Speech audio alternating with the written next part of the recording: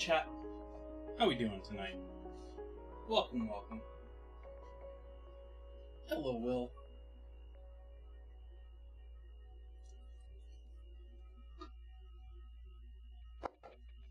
Pizza night. Hey, Cosmic. Am I quiet? Why am I... Hi, Will. Hi, Cosmic. I apparently had my microphone on, but muted.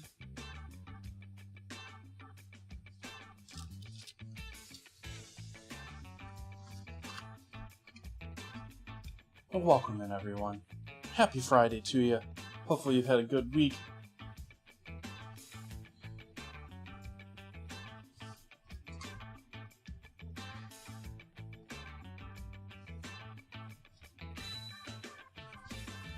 Got my oven already primed for proofing time here, because that is going to be the major consideration here tonight, is how long we wait for this dough to proof before actually getting into pizza prep territory. There's most certainly going to be an AFK at some point during tonight's stream, and I might actually do some cleanup. I got that lasagna container in my sink still right now. Eesh.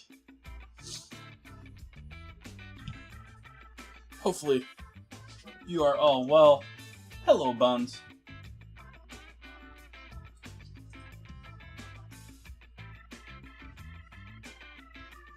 I'm sad that no one halved the last scramble.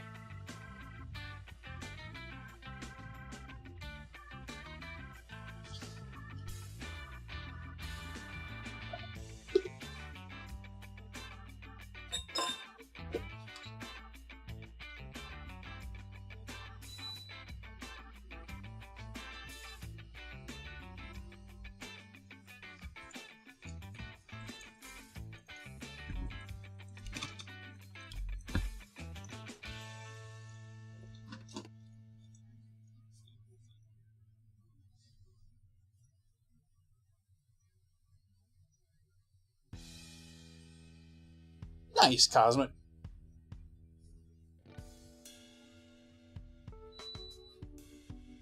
Well, not the flight issues and the long drive, but I think you get what I mean.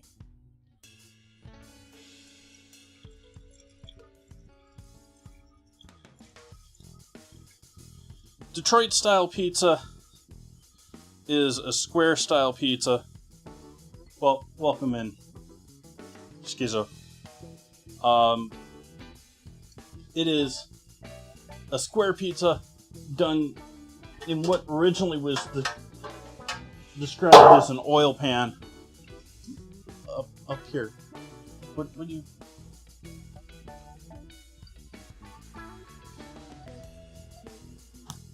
Pan. And so it gets really nice, crispy, crunchy sides to the pizza, but it's a thicker pizza, more like a Neapolitan-style pizza, almost like a focaccia-style bread.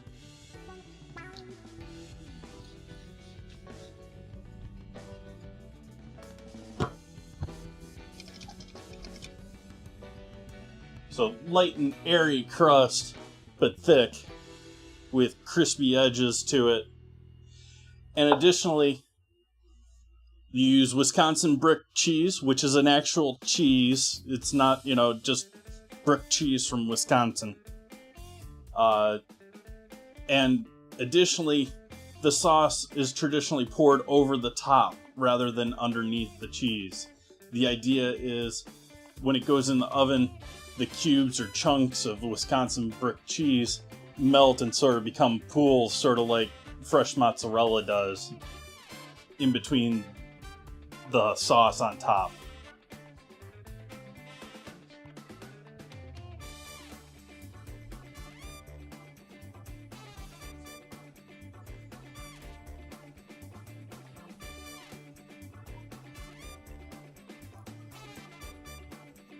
Hello, Nan Reader.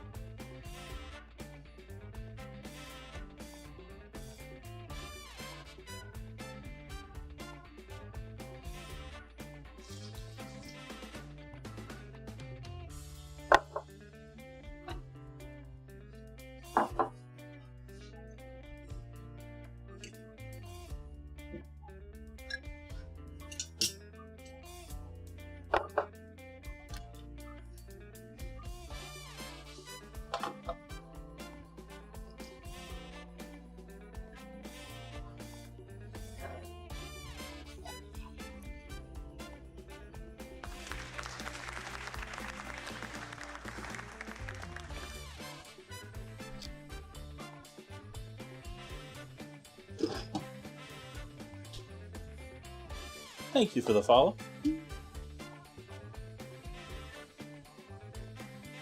Last of the cream.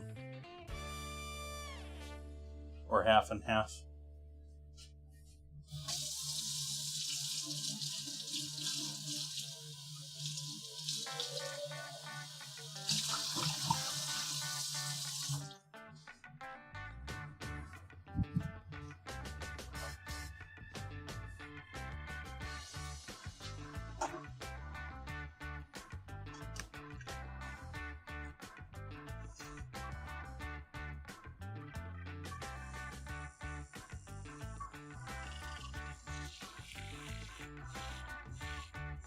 A little bit of an overpour tonight on the coffee.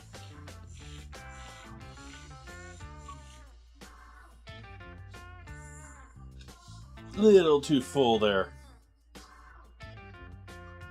Yeah, we're doing pizza all week.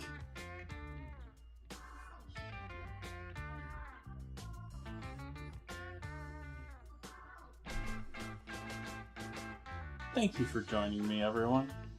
Cheers.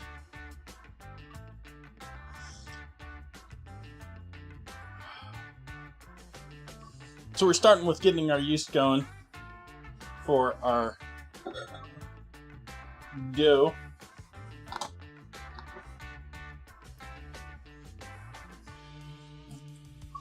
And we're weighing everything tonight.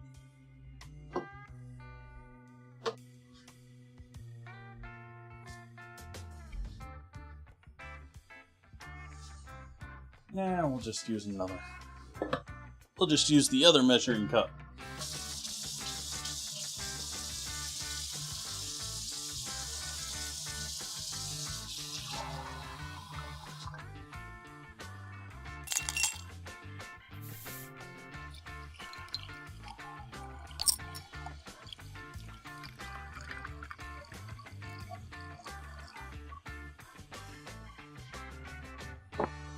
Man Reader, thank you for the resub. Greatly appreciated. That was a little too much water. That was a little too much water. There we go. There's the 220 we were shooting for.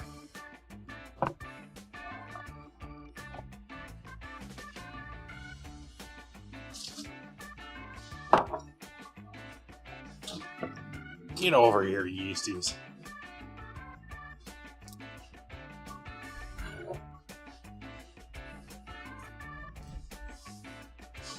Nothing in my kitchen is clean right now.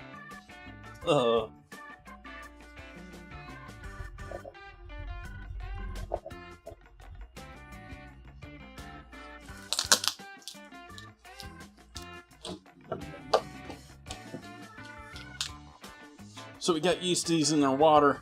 We doing any sugar in this dough? No. Just salt. Yeah.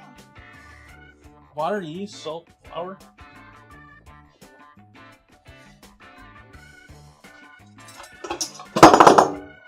You're fine right there.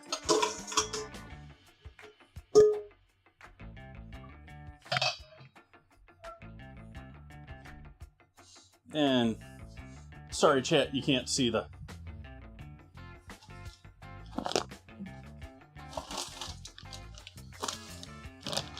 weigh scale there, I don't think.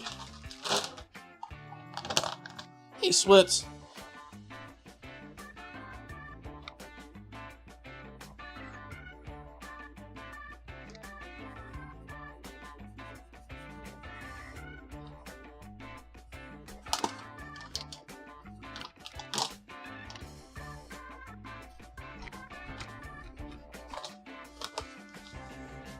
And I'm going to use that for our flour. Which, I'm just using up that flour. I do not recommend that flour. If you were looking at what I was pouring.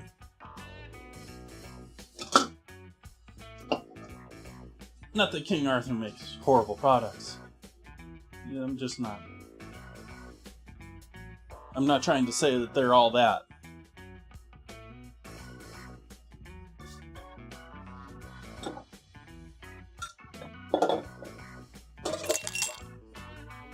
Hi, Buns.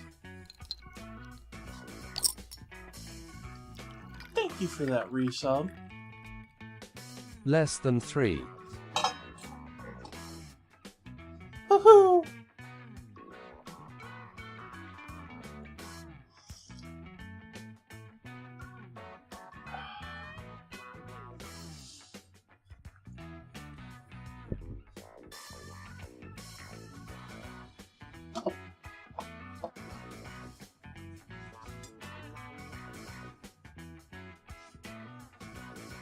Salt.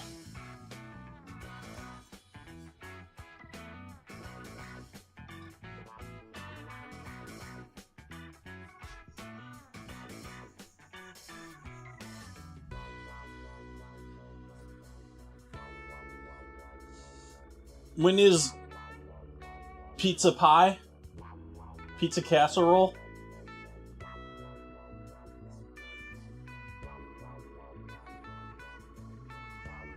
Is this an appropriate pan to make Chicago-style pizza in?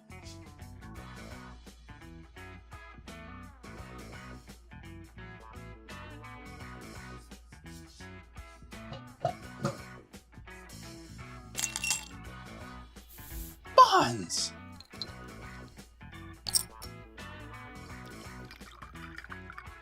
Thank you for gifting that sub to Master Splits.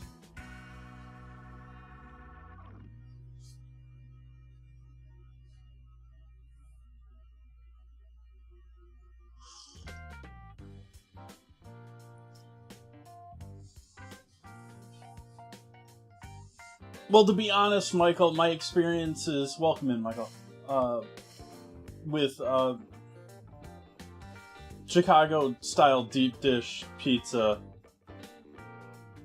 the crust was usually pretty good. Like, it was done in a cast iron or a metal pan or something like that, so you got, like, a decent crust on it.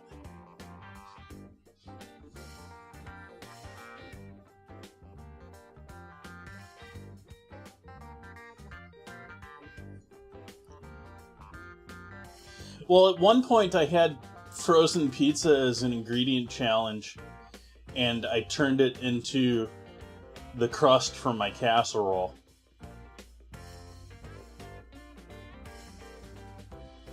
Does that count? I mean, I put another pizza on top, so it had like a top crust, too.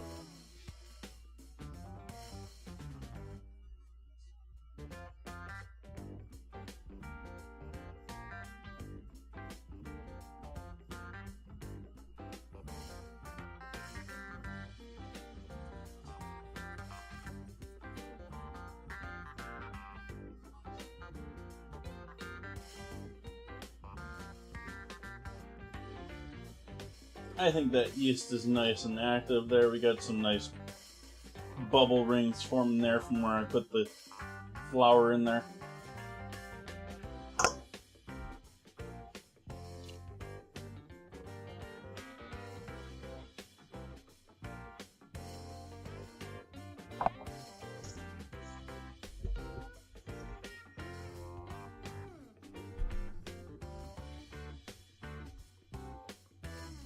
Thank you, Buns.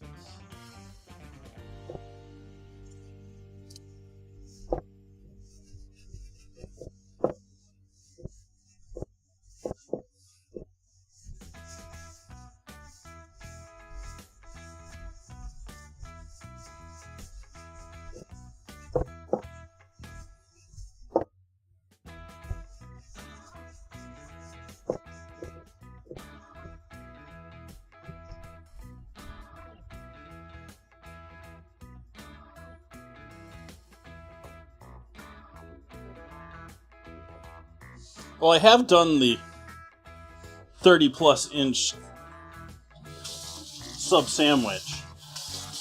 I mean,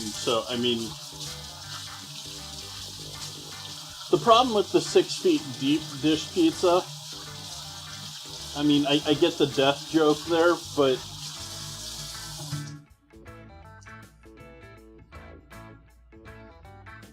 I don't have an oven that's 6 feet tall. Actually, I take that back. I do own an oven that's 6 feet tall. It just doesn't have a chamber that's 6 feet tall.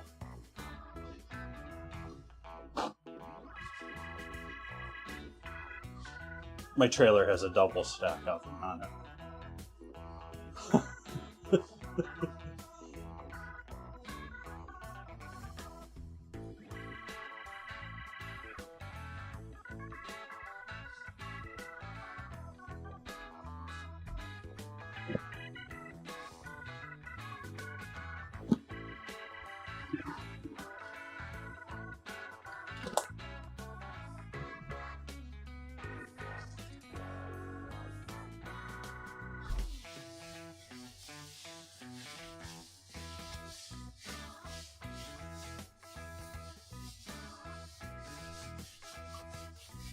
Make sure we're nice and sanitary after the coffee and everything else there.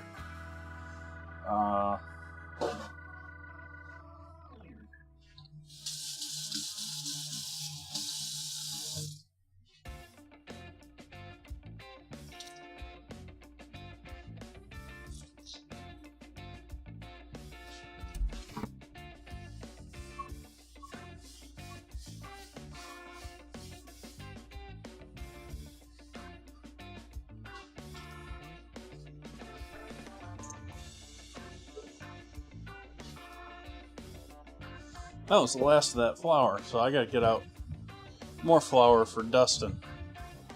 I didn't put the flour away, chat. I just used the last of that one.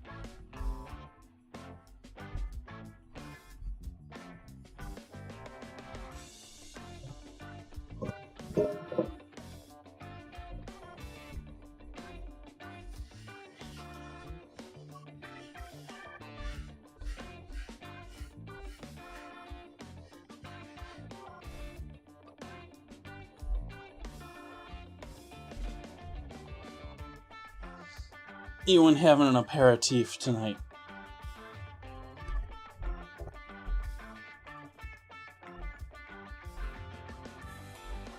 Are there any aperitif fans in chat tonight?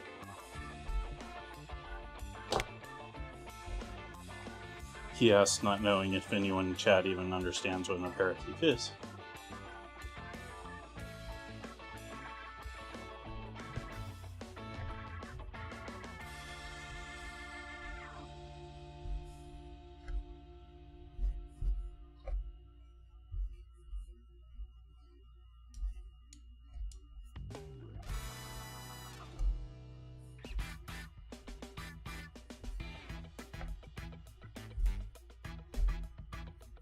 Did I just talk myself into a corner without knowing the exact definition of an aperitif? Perhaps.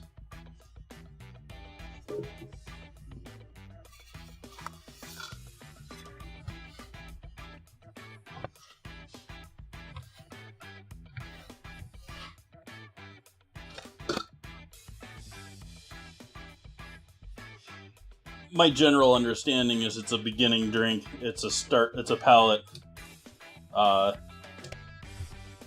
It's a palate welcomer, warming up. Want you to drink more, eat more. A warm hello.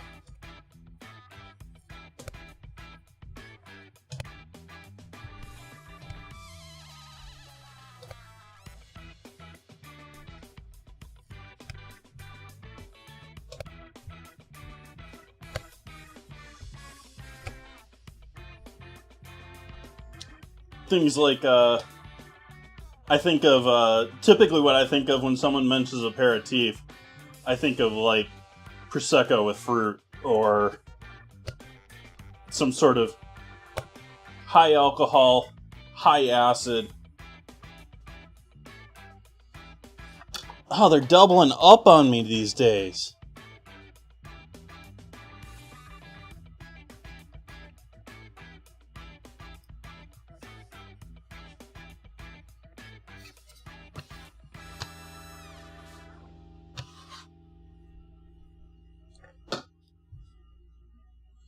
I like New York style pizza for my... So few places do good New York style pizza, though. Like, I think a lot of people don't understand a lot of it's to do with the cook when it comes to that. Peach Bellini, yes, exactly. Going back to aperitifs, but New York style pizza, it's sort of like thin crust, but not crispy thin crust. Though crispy thin crust is often okay, but it's not what it's supposed to be. Yeah, they say that about the bagels too.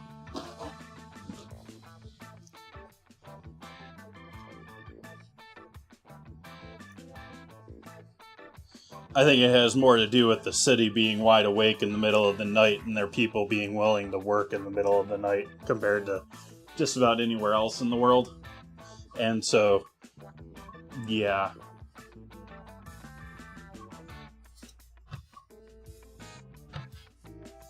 I say that like there aren't other major cities that are alive at night, but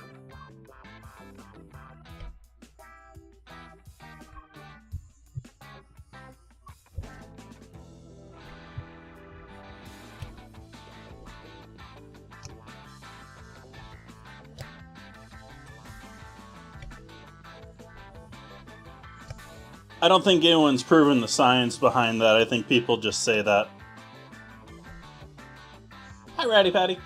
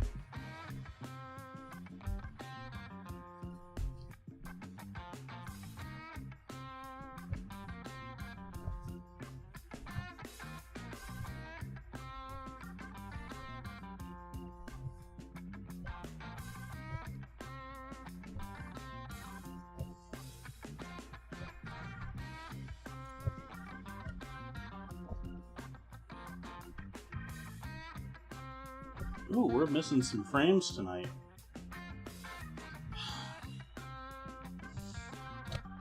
Yet again, another last-minute update just before stream started, so...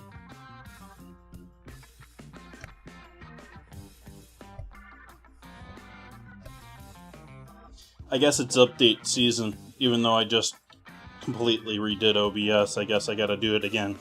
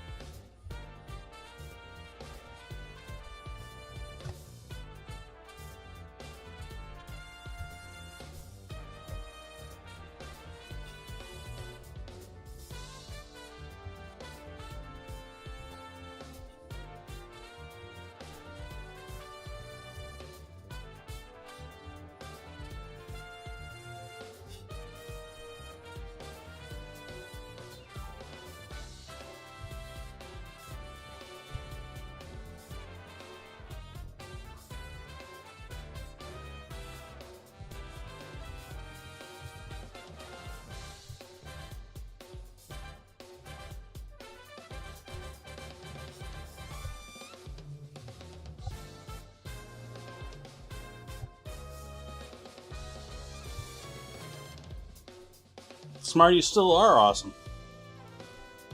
Other than the company tried to die.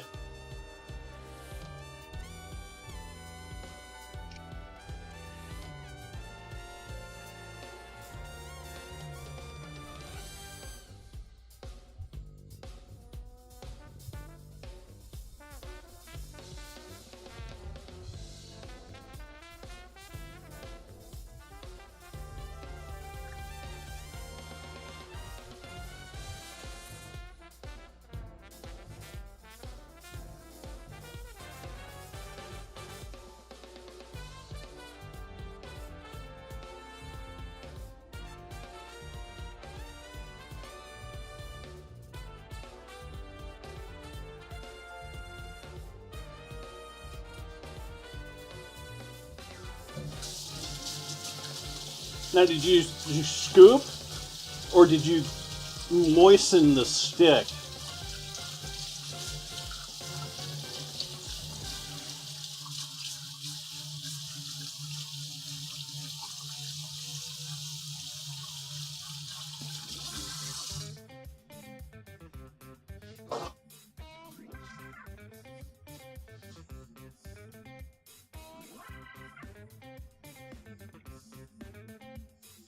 Hey, chat, did you know that I bought a pair of shoes once from a drug dealer? Worst shoes that I ever bought. Don't know what the heck he laced them with, but I was just tripping all day.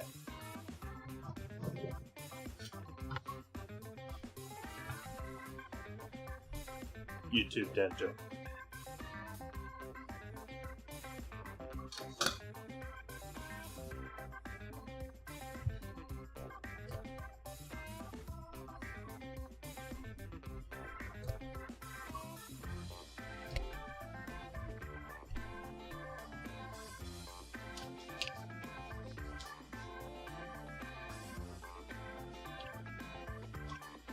Nice soda salt.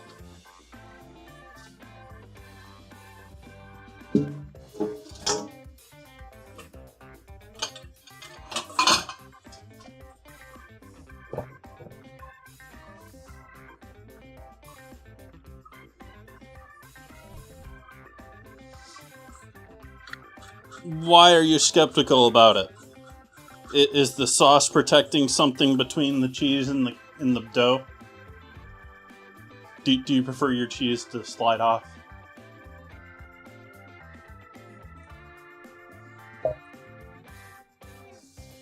Spread the bowl with a little bit of olive oil.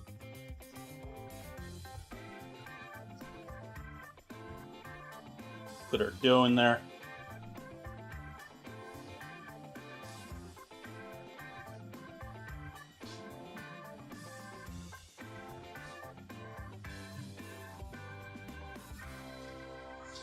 I think it actually leads to being able to put a lot more sauce on a piece of pizza.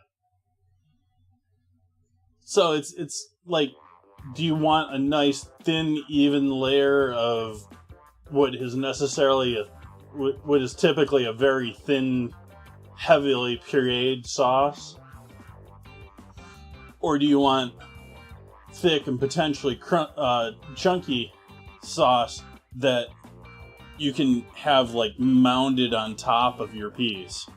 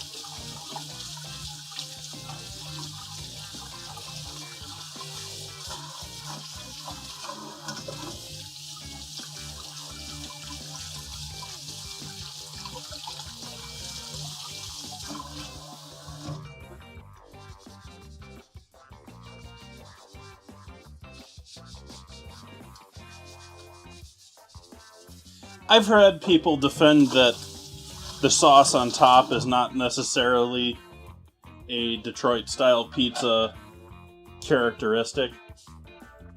Hi, Reddit.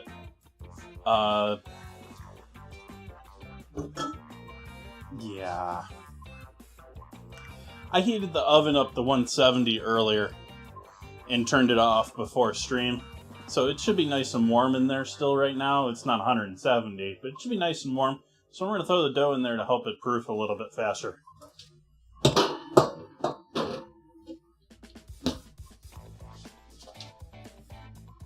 Is that actually touching? Oh, okay. I was worried the handle was actually touching the top of the oven there. So now we get into all the other stuff. I didn't put it in the dinner command tonight, but I'm planning on doing a salad. Since we got some time to kill here with waiting for the dough to proof.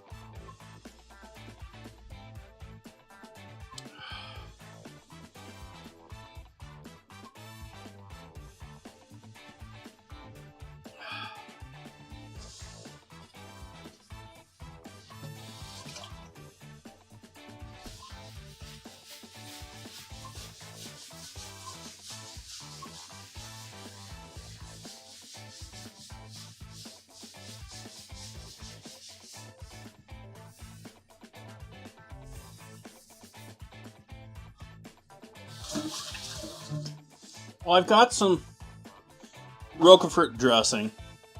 I picked up some pretty lettuce greens from the farmer's market yesterday. I've got these tomatoes still. You get the carrot. So it's not going to be anything too ridiculously complex, but nice simple salad to go along with things.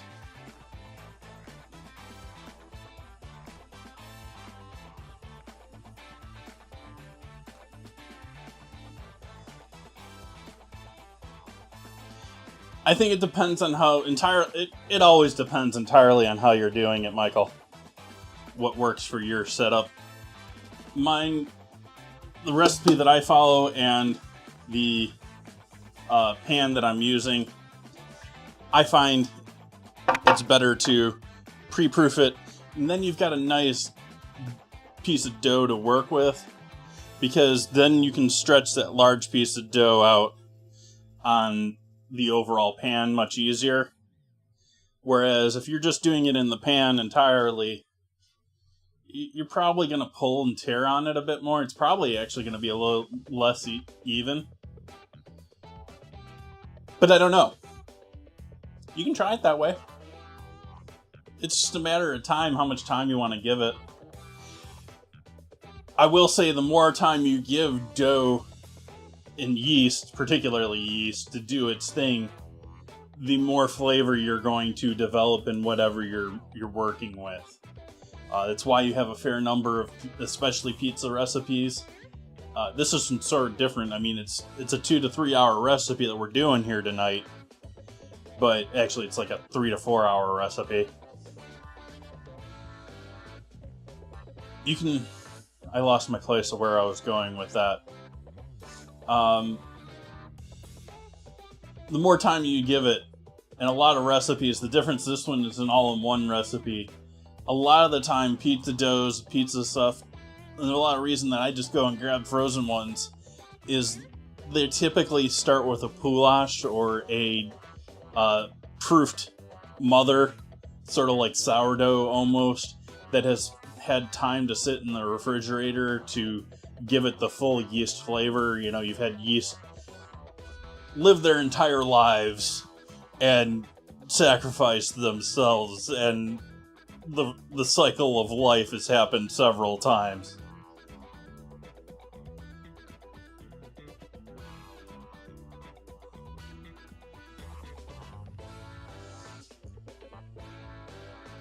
And so they develop a more complex flavor, like sourdough does.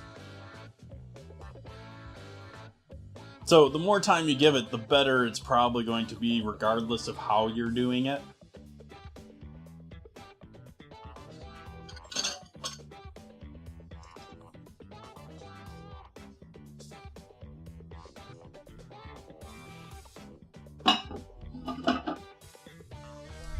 speak of New York pizza has got me missing my New York pizza hunt that I used to go to when I was in college.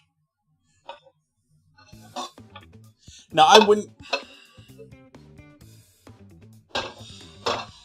Is it unfair to say that they aren't New York-style pizza, though? I mean, they made a damn good pizza. But it just had so much crispness to it.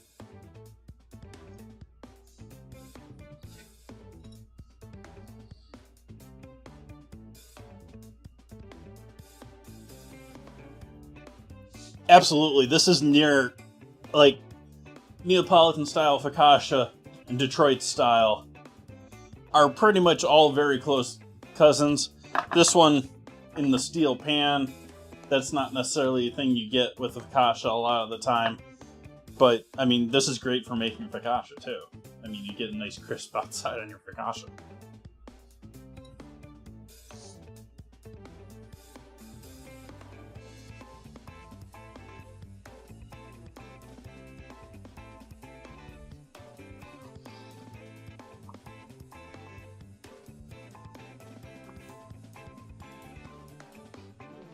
When you hear something like that also, Michael, the people complaining about time, like, I'll go back to what I was saying in the last stream or the stream before.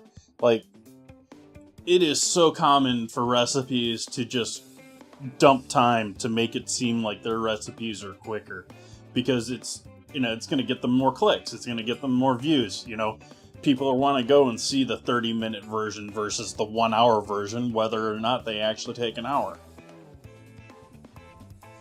And so you get, not only do you get recipes that are 30 minutes or less that are complete junk, but you get people actually, like, advocating, like, no, this shouldn't take that long.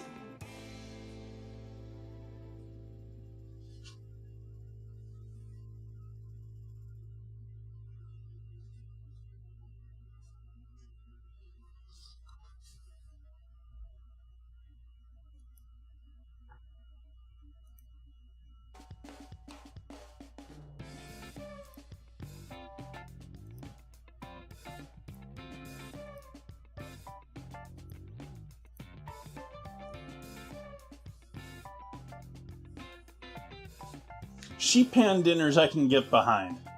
Sheet pan dinners are amazing if you're living alone, single, and, looking to save money, looking to, like, you can, you have not, it goes into meal prep areas, though, too. I mean, if you can sit there and break down a chicken and then break it into, like, 5 or 6 dinners with all the other stuff, the veggies and everything, all in the same pan.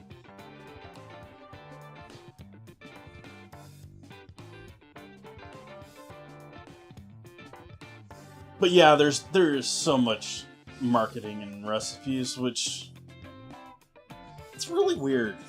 Like, I don't know if I agree or not with the government's take that recipes are not, they're a list of ingredients. They're not a copyrightable.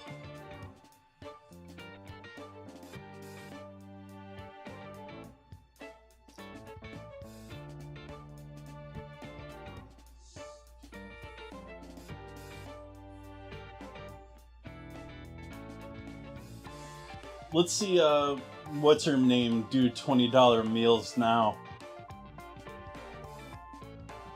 Rachel Ray.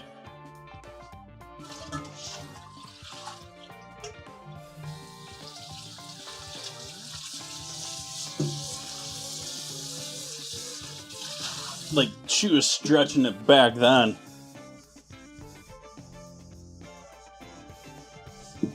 I'm gonna go into this cafe and just have a cookie. Sort of a thing.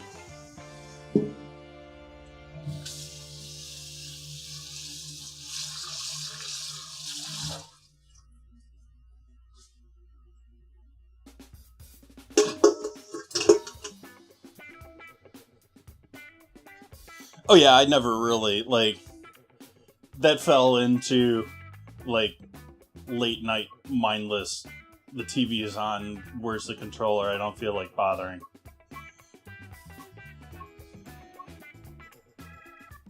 She sells just about anything she can put her name on. I'm sure she makes bank, though, too. That said, I don't think I've ever seen a product of hers with her name on it. I was like, wow, that looks like a well-designed product that I would actually use.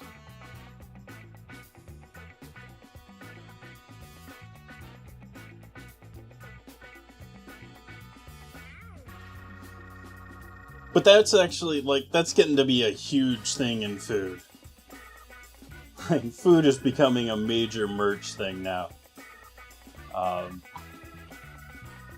Restaurants, food, like Mr. Beast Burger, all of the stuff, you know, Prime, and all that junk.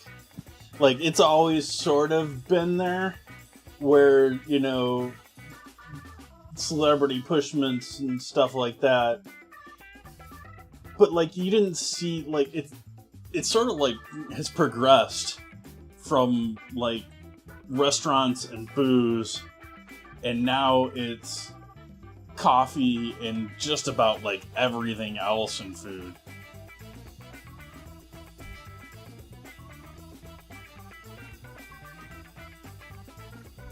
I can't believe Judge Judy is still alive.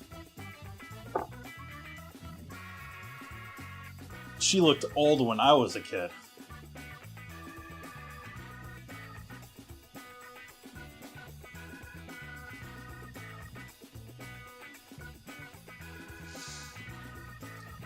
Bavette steaks. Bavette.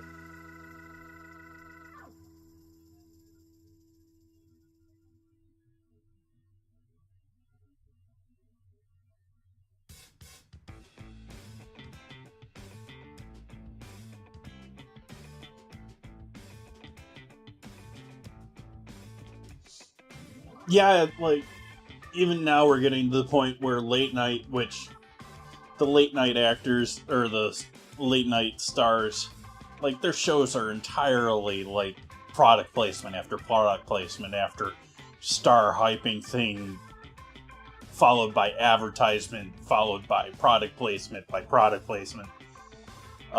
Like, the jokes are product placement jokes. And even they are dying at this point.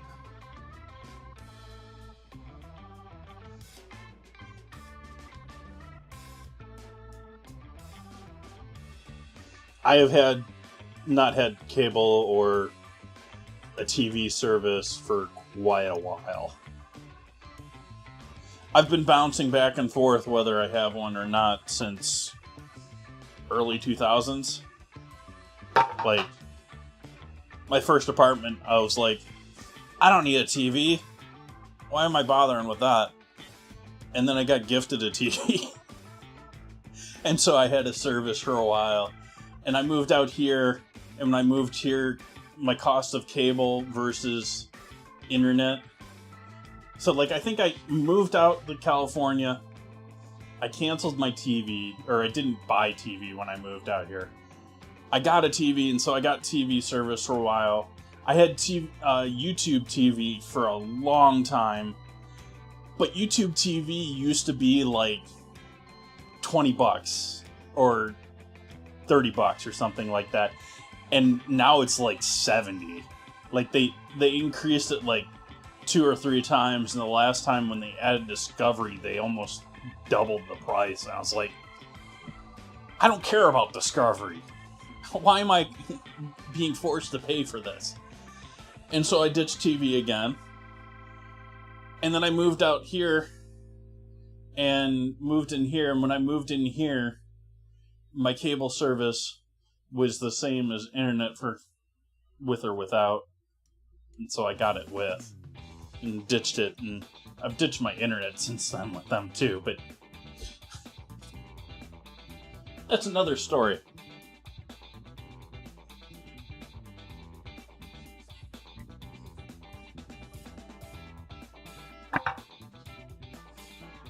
So let's start making some sauce here. I'm gonna throw some onion in my sauce. That may be controversial to you. I don't care.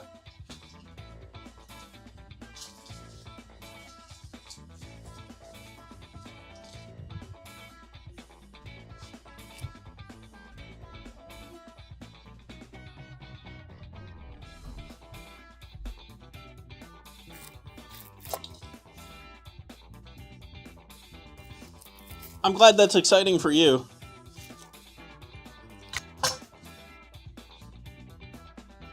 I like onions on my pizza too.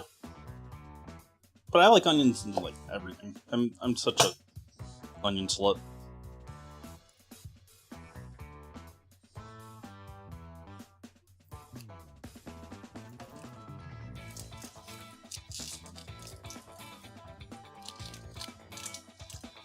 There we go. New catchphrase for our stream. Onion sluts.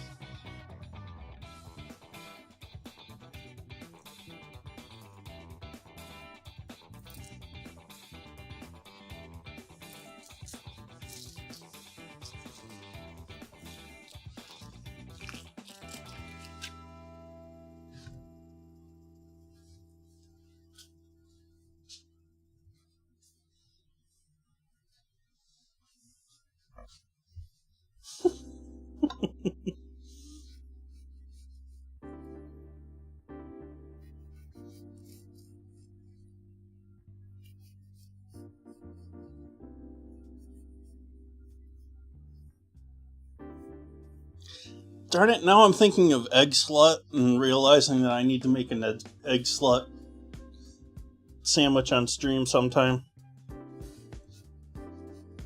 Or egg slut style.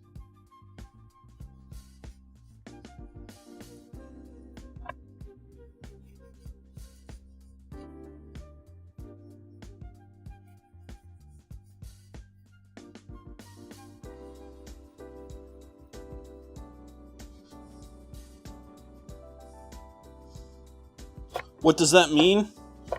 Egg Slut is a like grab and go restaurant somewhere in California, I'm assuming.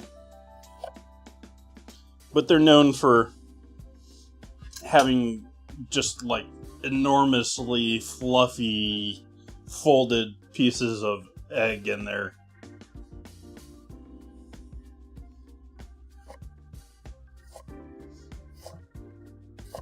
Like, if you put that into Instagram, it should be obvious who I'm talking about. Oh, hey, flour all over my fingers again.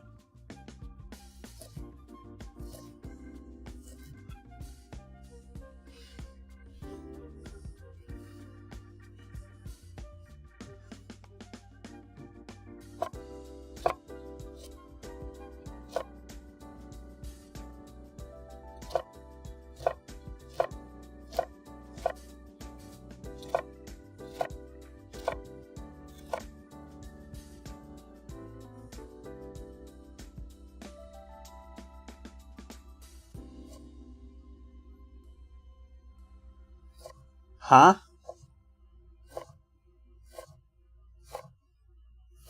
Someone's bringing up that name in my chat again.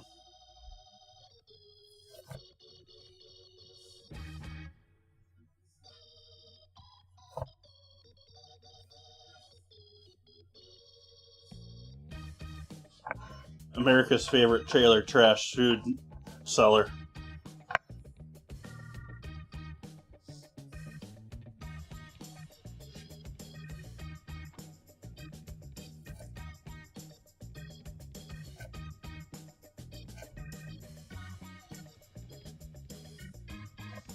Oh, no worry, Buns.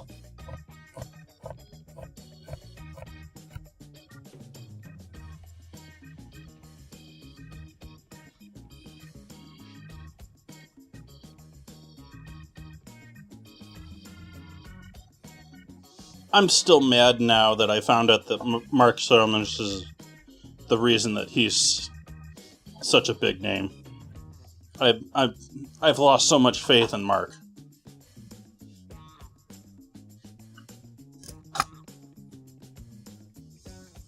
Do we want to do cast iron for this? Let's not.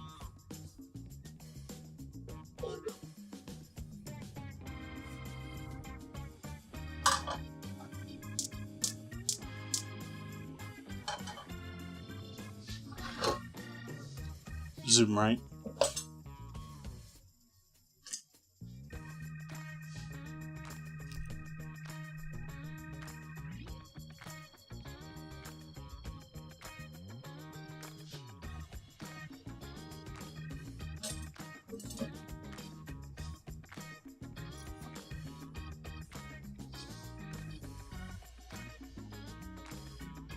No, garlic fries are what made Guy Fieri. That and his time on Food TV. Here in Sonoma, he's known as the Fair Food Garlic Fries dude, which was he would do farmers markets and fairs and events selling garlic fries until he got on TV. And then he started getting partnerships for restaurants. His original chain has closed. I went there. I would not recommend it. It wasn't horrible, but at the same time, like, it was not worthy of any fame. And because he's doing everything he possibly can to be noticed and recognized, and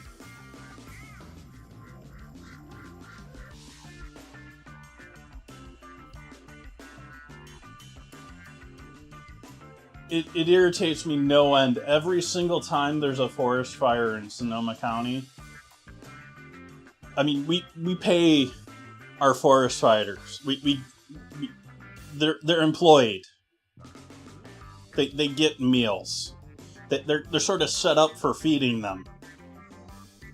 But at the same time, every single time there's a forest fire in Sonoma, guess who's out there feeding the firefighters? He literally has a semi-truck for it these days that he takes around to places to do that. Like, you want to feed the people that don't have a house anymore.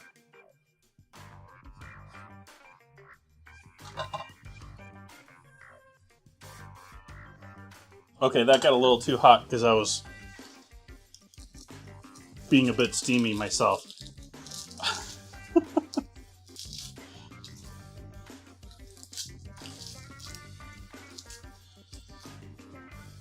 But my favorite thing when it comes to Guy Fieri, since we're talking about him now,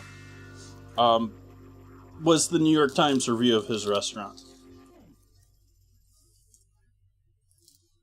I think it was 160 some questions. The entire review was nothing but questions. If that gives you some idea of how it went.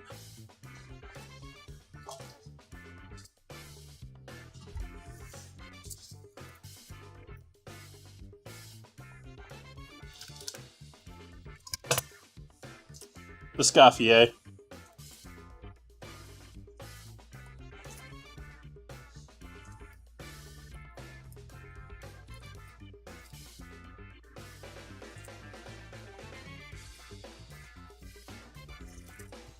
That said, I met Bourdain a couple of times,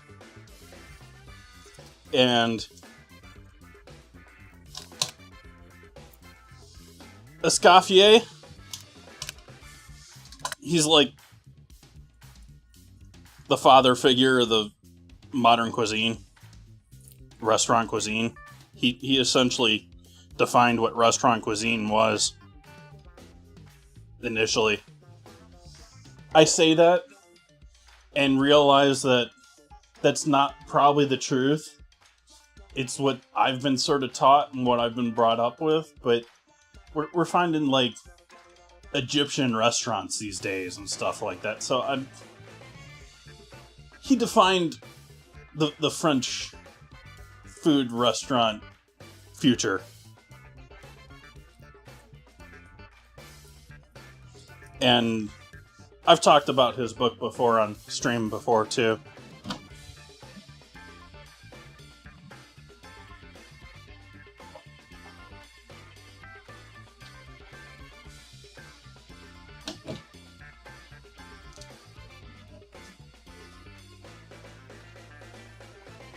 Translated into English. When was this originally written? First published in 1903.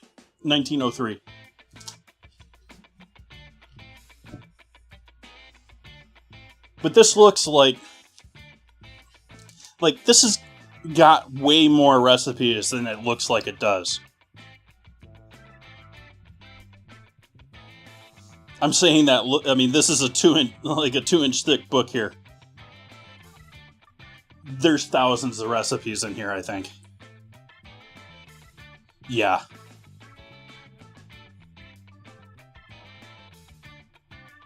There's over 4,000 recipes that I've seen here. And it's because of the way this book was written and the way original old school recipe books were written.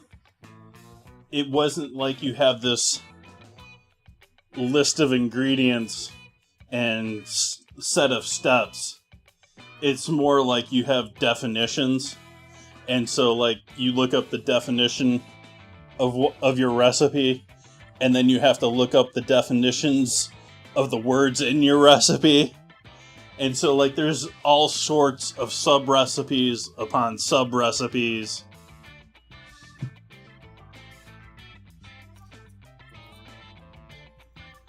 No, JK, I bought it more as a reference. I actually haven't done much cooking out of it.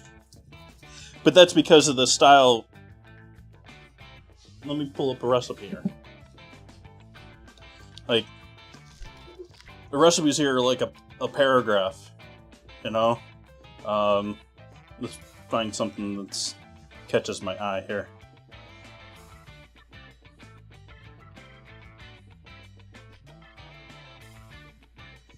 No, we can skip kidneys. Cold ham.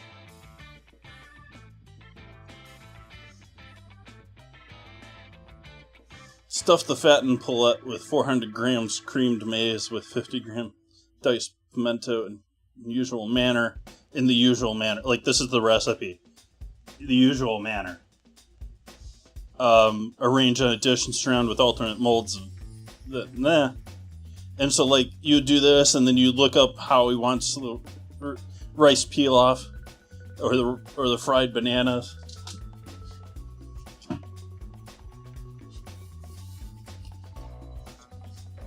I've talked before about the Master Chef exam, a certified Master Chef here in the U.S. There's only about 70 of them.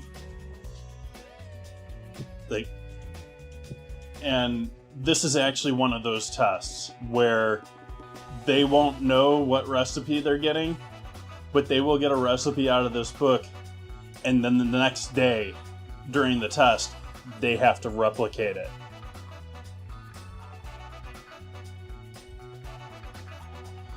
And so then they have to go through and do all the study on the recipe. Like, doing a recipe out of this book is like a homework project, because you get that one little paragraph, and then you got to research everything in order to find out what it actually means. Thank you.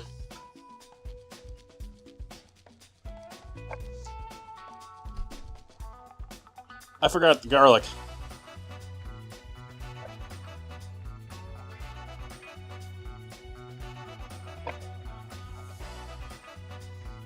Though I guess I could have gotten the onions started.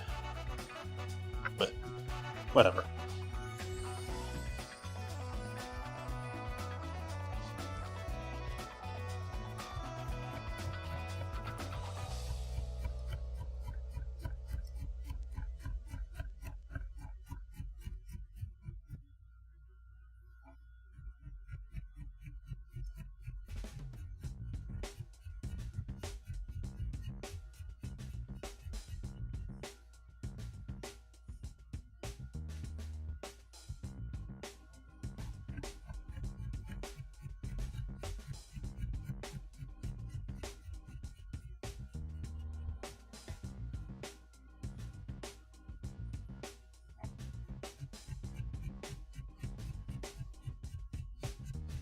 Welcome back, Splits.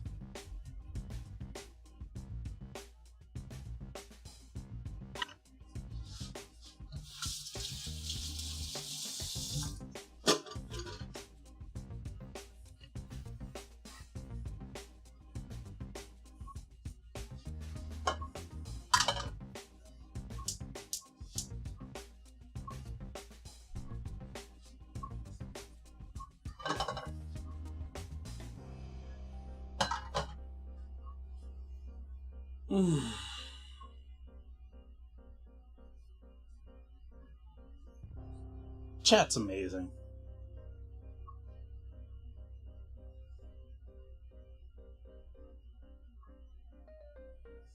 I'm constantly astonished any of you put up with me.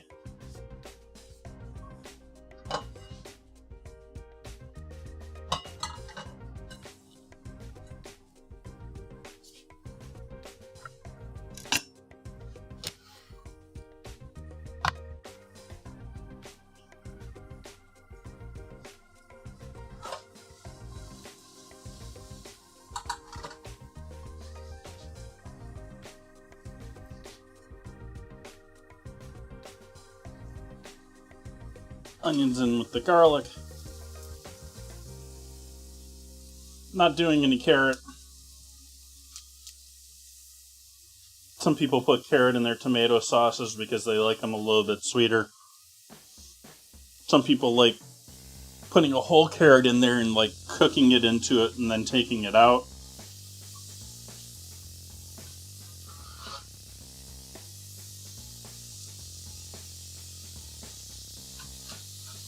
Just don't mention Guy anymore.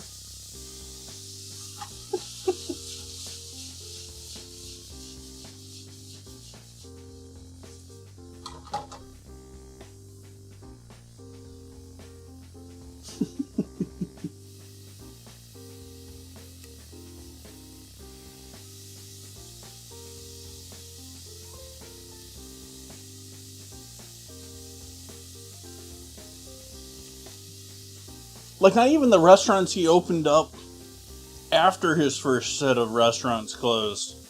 They've closed now, too. And, like, he's got his name going on a new brand here in Sonoma coming out.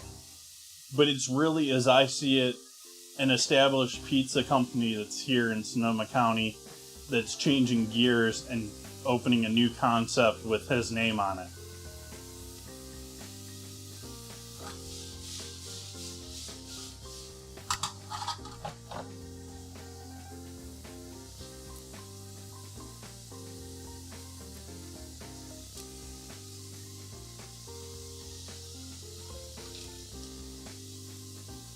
Aw, Mod Love.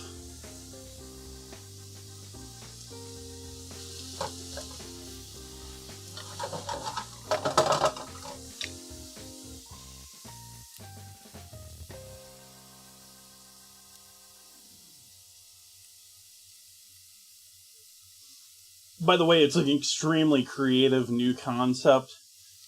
They're selling chicken sandwiches.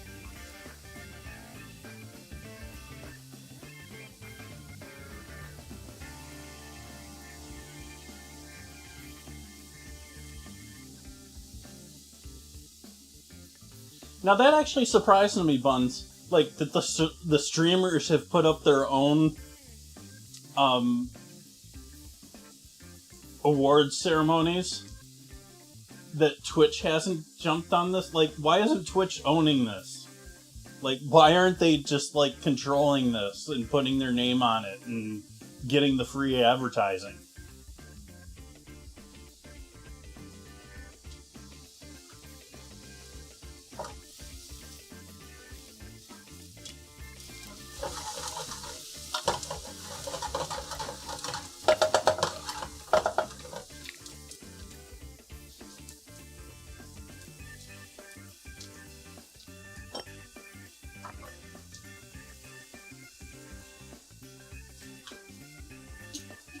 I have no idea what they were. Or are. Other than ice cream.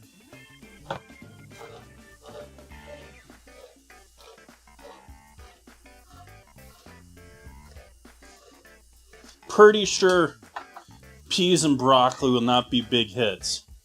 Pork probably would be a big hit.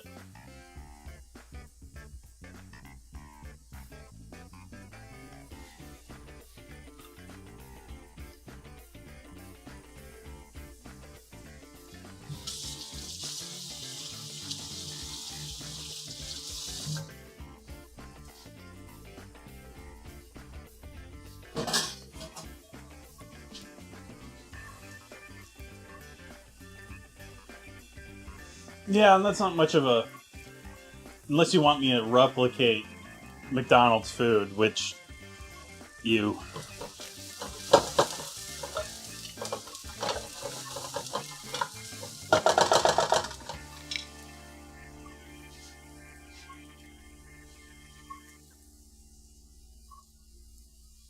John Adams' favorite dish was New England boiled dinner.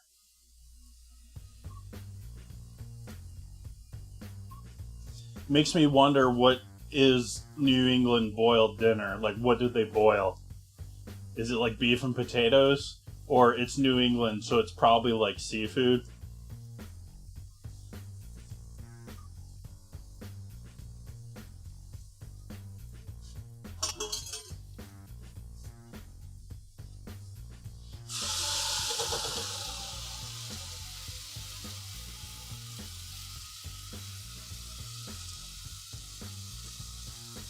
The reason I mentioned peas and broccoli is I don't remember which is which, but I'm pretty sure those were not favorites of Clinton and Bush.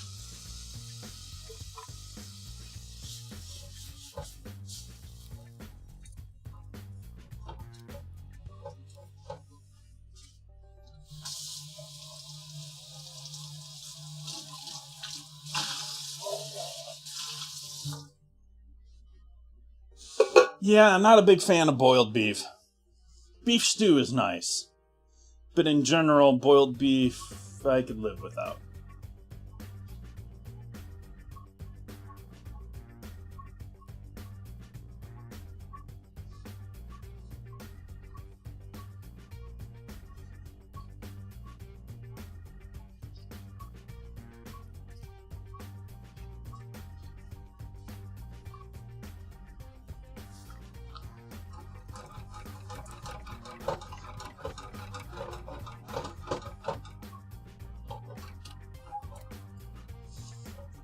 You notice the difference in time? How that is already bubbling?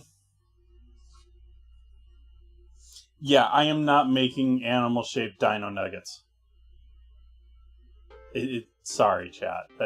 No.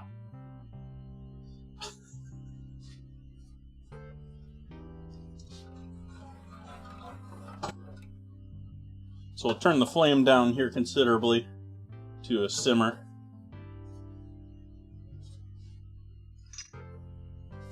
Thyme, oregano, basil.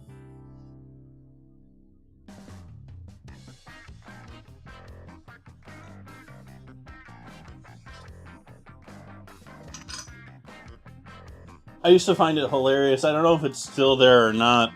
When I went to the CIA in New York, in Rhinebeck, which Rhinebeck has a whole bunch of presidential history of its own, but there was a restaurant in Rhinebeck named Terrapin. And people had no clue what Terrapin was. We'll add garlic powder on top. I want my tomato sauce garlicky.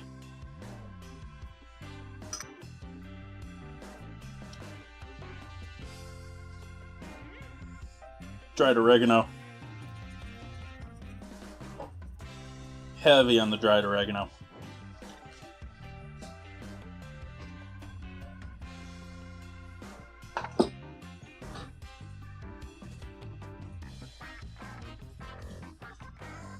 Freeze-dried basil, if I can find it here.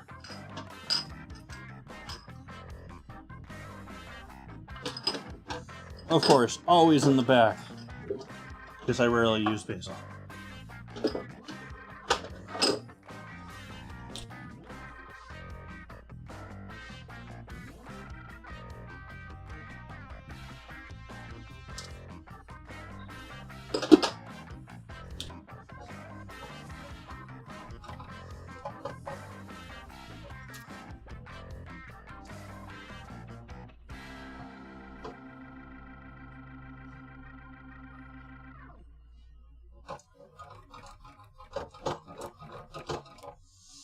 This is sauce both for tonight and Sunday, by the way.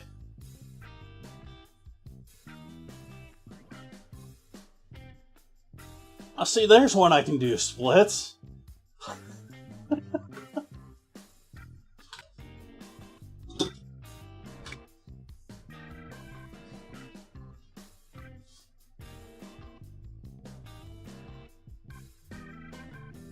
If it wasn't for how cheap, like, I know it's supposed to be made with like a cube steak. I get that, chat.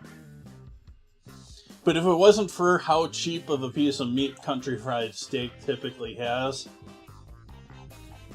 it's a damn good meal.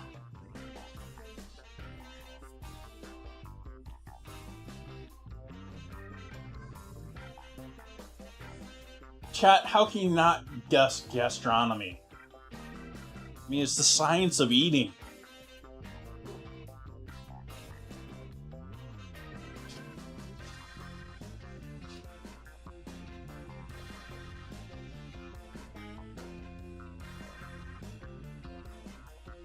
Pretty much, it's in the same ballpark, but it's certainly not focaccia. This pan is great for making focaccia, but I wouldn't think of it as the pan I would make a traditional focaccia in.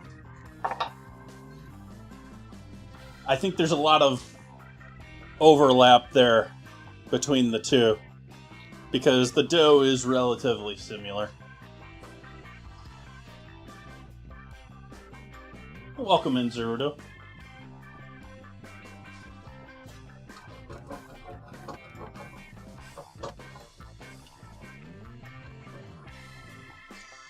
But I'm making all the sauce for today and Sunday together, both because why make it twice, but because Sunday, I don't even know if I really want more than just like a skim of sauce on that pizza, because it's going to be all about those heirloom tomatoes.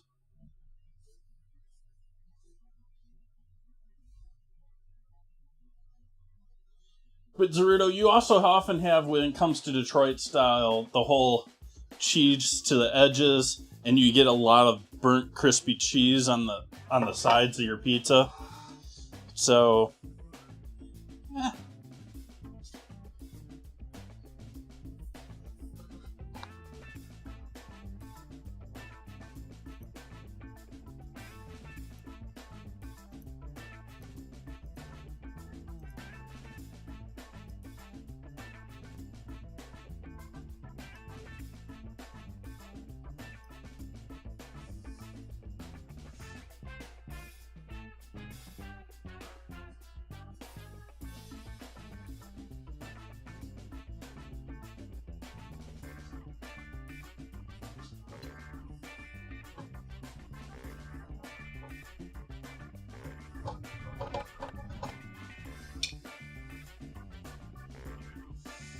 let's clean up some lettuce greens.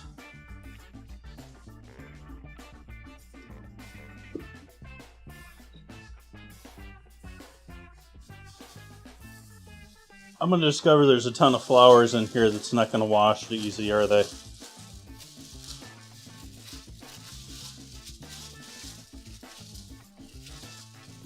Of course, there's a few of them in there. You see the blue?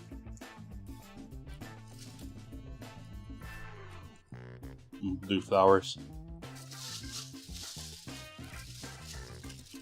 Blue flowers.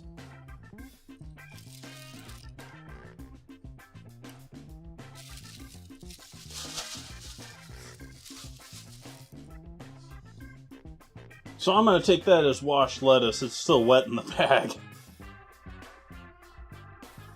Because if I wash that lettuce, that was going to ruin both of the orange and blue petals there. So we're nixing, washing that. Trusting the farm here.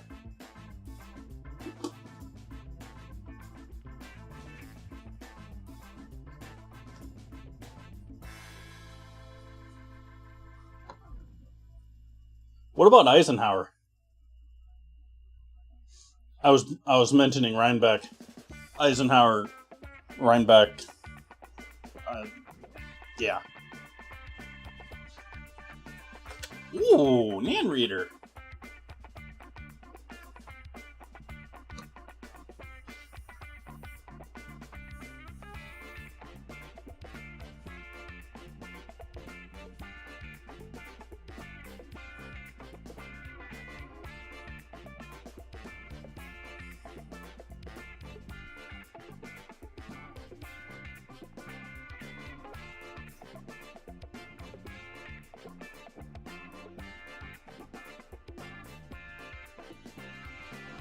I'm just noticing the voice commands turn down the fire at some point, and I don't know when it was flaming in chat. I guess this is fine.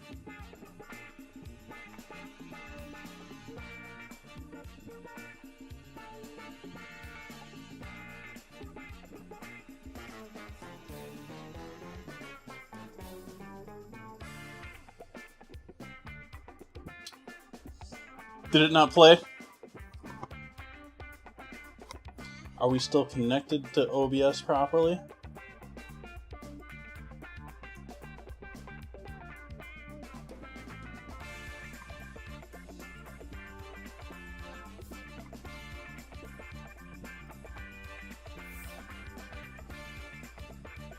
Trusting the farm on that. We gotta do cheese. Cheese.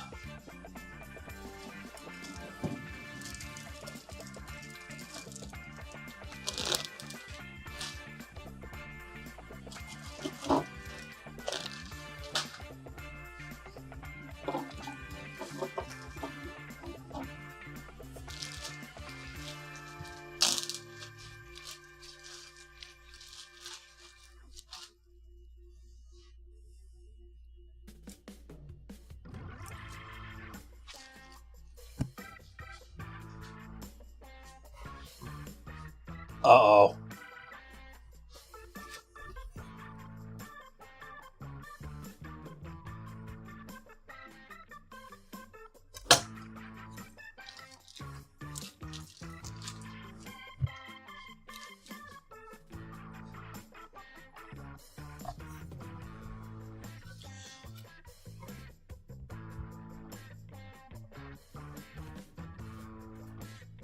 I have a channel point redeem.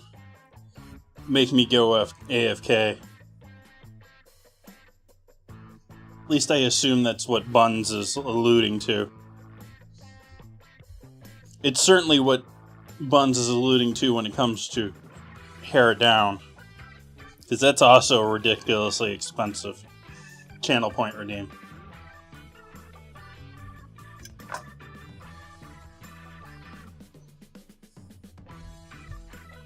Now see, I love cottage cheese with salsa.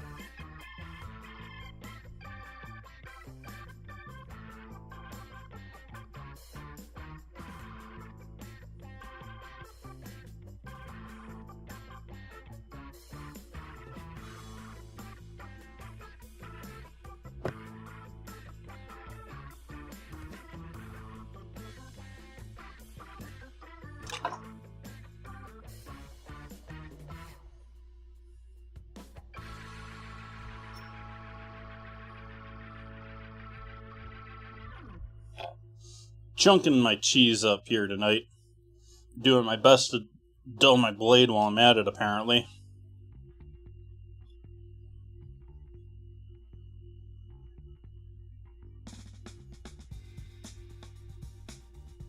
Chicken fricassee.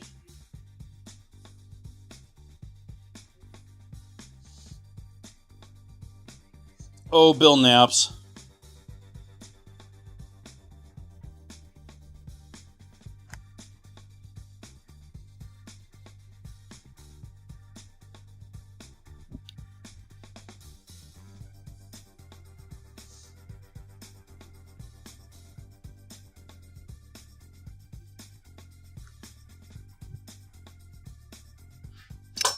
You think that's enough cheese for the pizza, chat?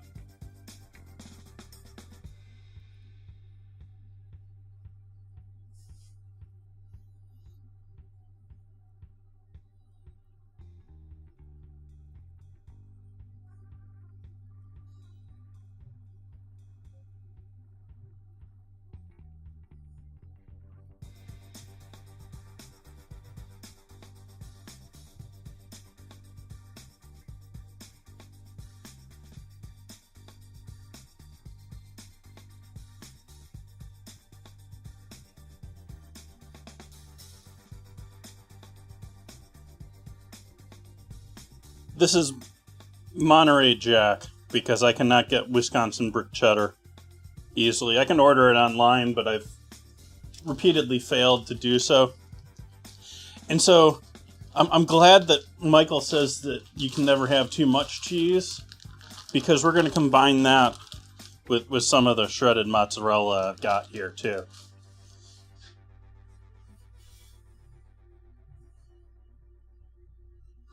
And doing this because Jack is a higher milk fat, butter fat cheese.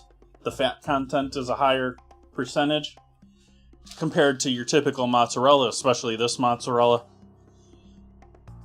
And that's true of Wisconsin brick style cheese. It's a very high fat cheese, and that's the traditional one for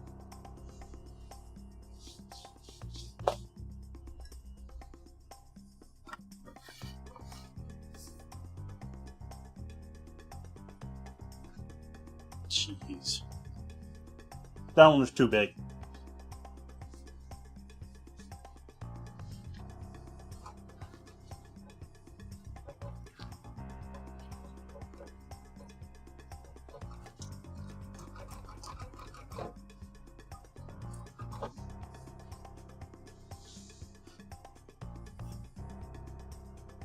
Let's do up some carrot for our salad.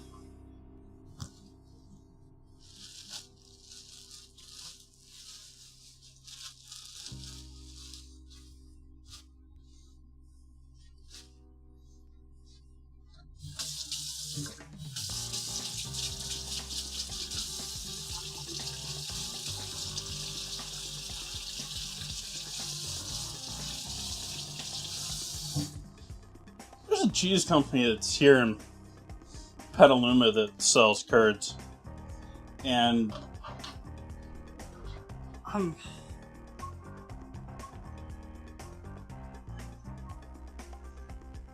I just can't stand cheese curds when you're pulling them out of like a vacuum packed bag and they're all like suctioned next to each other. I sort of feel like cheese curds are something best served to you than cooked with.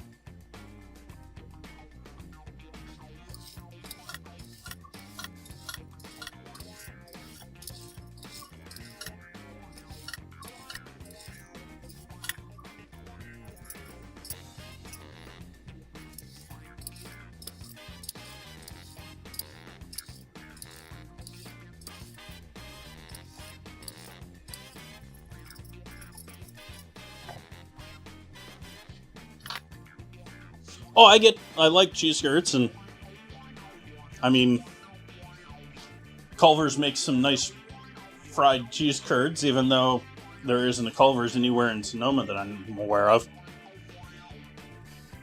Not a commercial. Sort of sounded like one, though.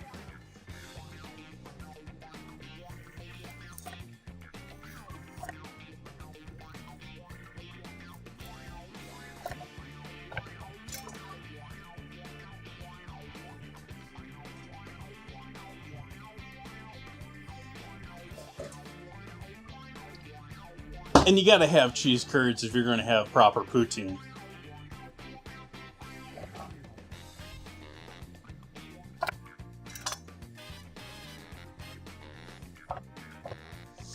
Which I've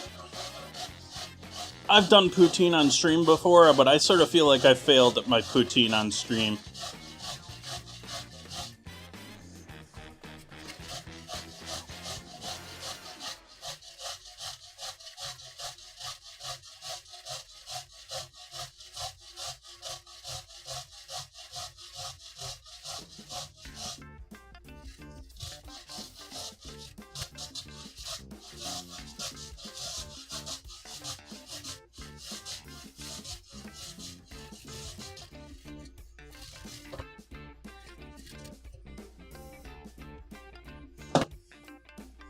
Good one, Buns.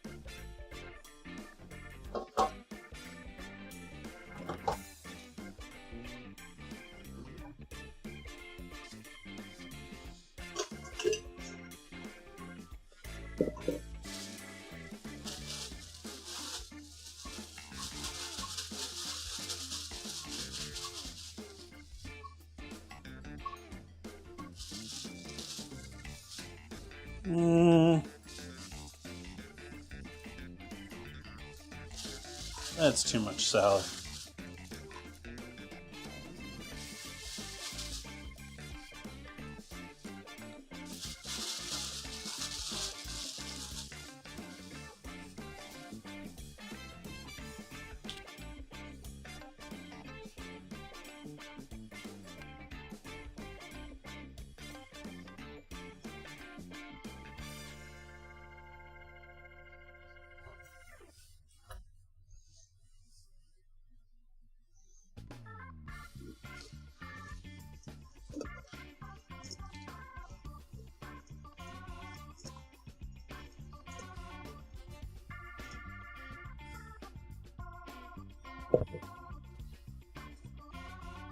Farmers market salads are better.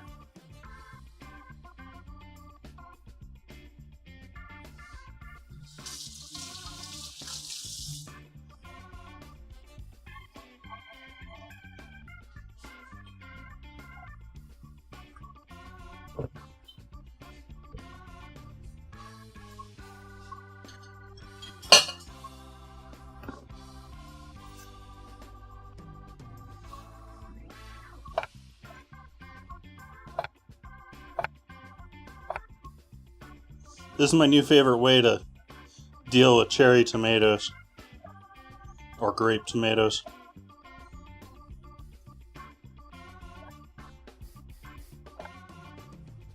Love the flavor that they have, but just too much skin. They're so colorful this way too.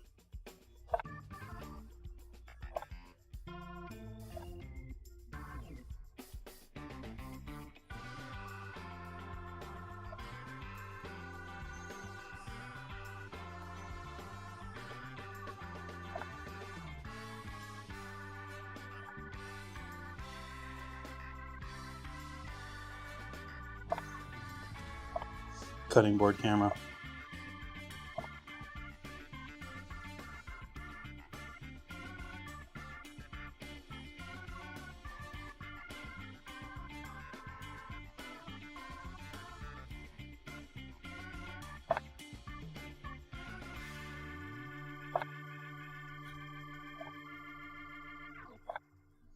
This red one here is a little past prime.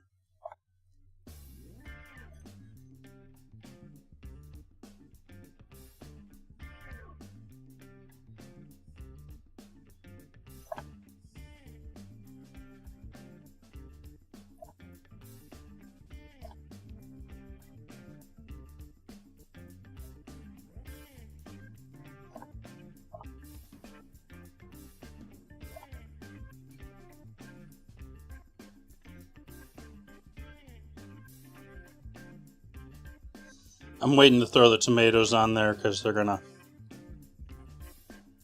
Well, first off, I'm gonna put the tomatoes on top of the salad. But...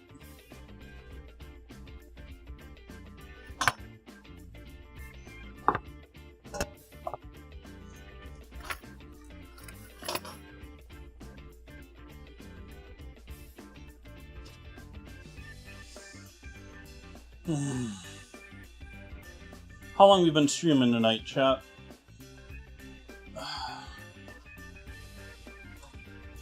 See how our bread's looking here. It's probably got another half an hour to an hour to go in here.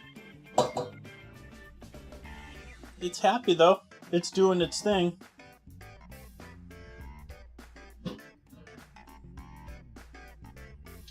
For those just joining in, the oven is not on. I don't have a proof setting or anything fancy like that. I just set my oven to its lowest setting before the beginning of stream, which is 170. Let it come up to temp, and then shut it off. And then did my normal coffee and set up, and so it sat there for a good... I would guess that it wasn't over 140 by the time I put it in there. And then I opened the door, so it probably dropped even further when I opened the door and put it in there. But it's warmer than room temp.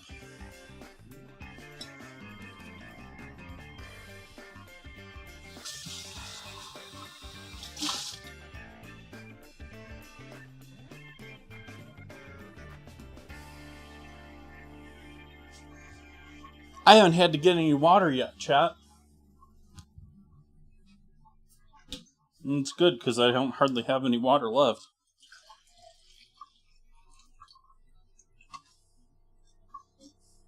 There's only half a glass.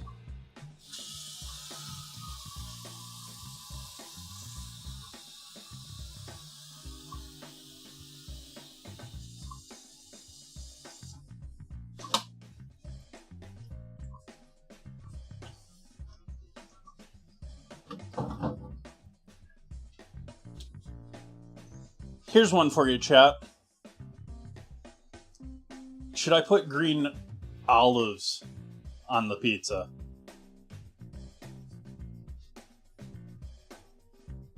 Hi, Buns.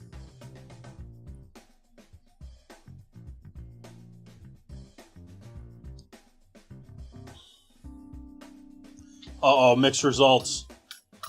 Do we need a vote?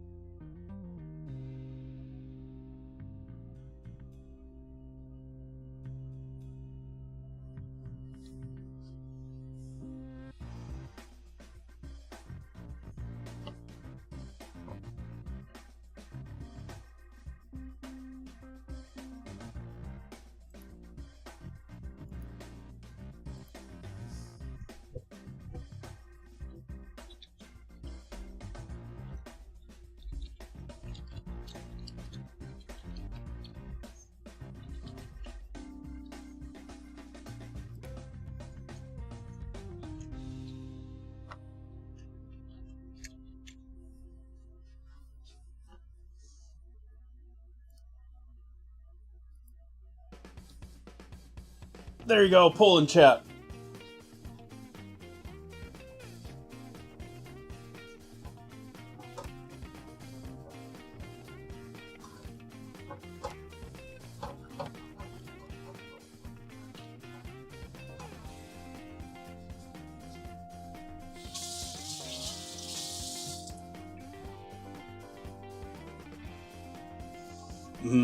Bitter's good though. I like bitter.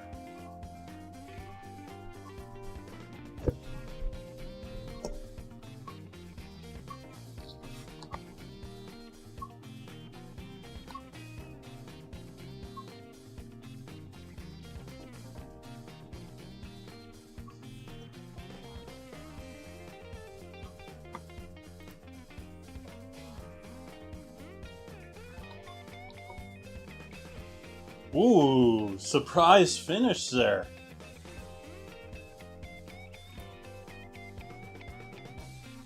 Chat was looking more positive and then the poll went negative.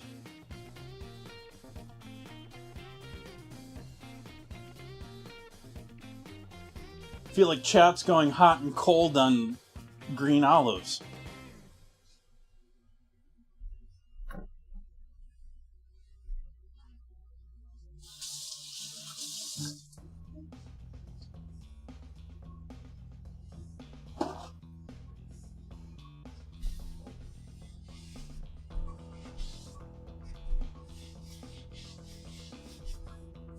Yeah, it was only a minute.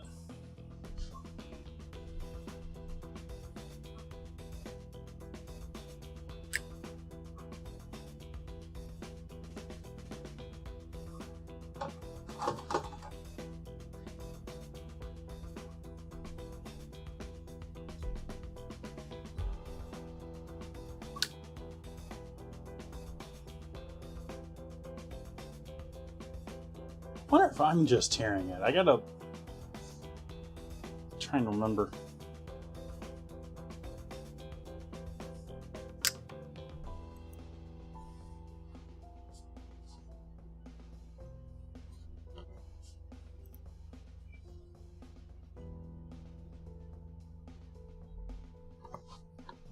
It's gonna autoplay, isn't it?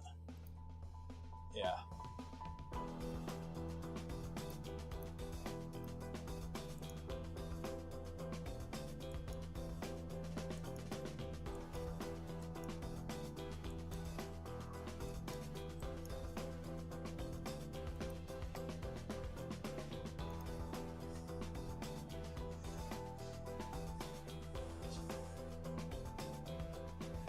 Green olives are quite amazing. They've grown on me as I've gotten older. I was more about black olives when I was a kid. You know, stick them on your fingers.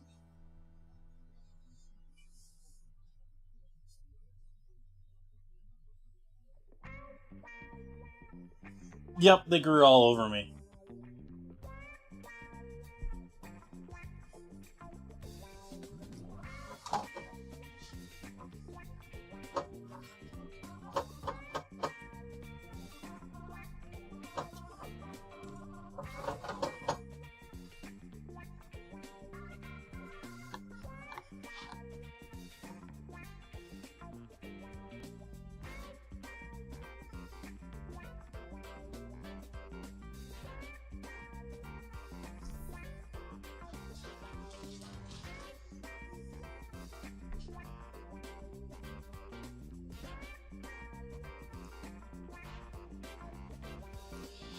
I think we're going to do a 15-minute AFK here, chat. Do 15 minutes.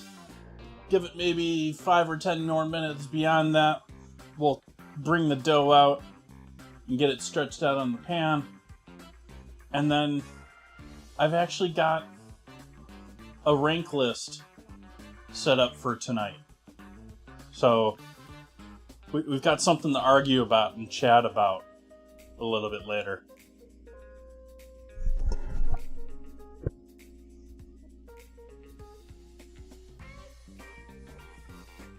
Is it the acidity, Ratty Patty, or the saltiness, or just the flavor of the olives themselves, perhaps?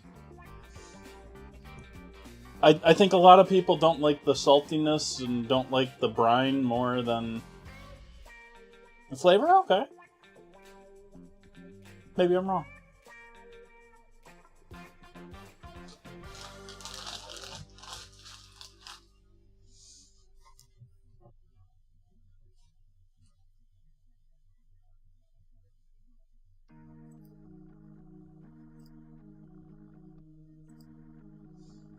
But that's what makes the saltiness is what makes them so good in martinis.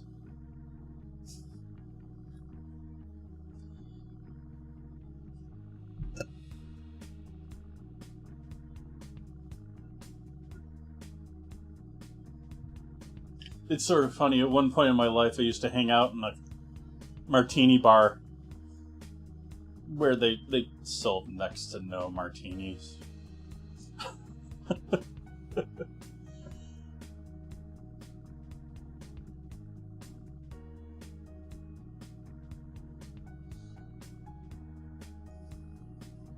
It's sort of funny. I don't generally like olives when I get them in a restaurant. Like, typically you only really find olives in like a fine dining restaurant. It's like a fancy starter, at least in my experience. And I never really like them then because they usually just absolutely douse them in oil and herbs and all other sorts of stuff. Just give me some olives.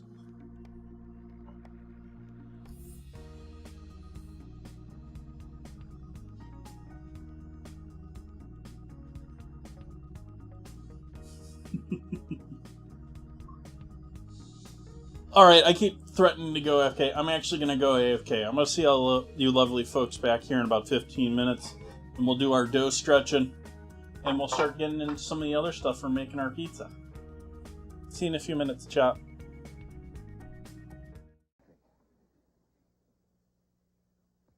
Something new has been added. The General Electric portable mixer now has a drink mixer for delicious shakes and juice drinks in quicker than a shake. An extra attachment at no extra cost. This GE portable mixer weighs less than 3 pounds, yet it's powerful enough to blend the heaviest batter. Also mixes sauces at the range. It has low speed for cookie dough, medium speed for beating frostings, and high speed for whipping egg whites. And look, this handy push button releases the beaters at a touch. And no dangling cord. You can remove the cord so it stores neatly on the wall. Comes in 4 decorator colors. See it at your GE dealers. Does any mixing job anywhere.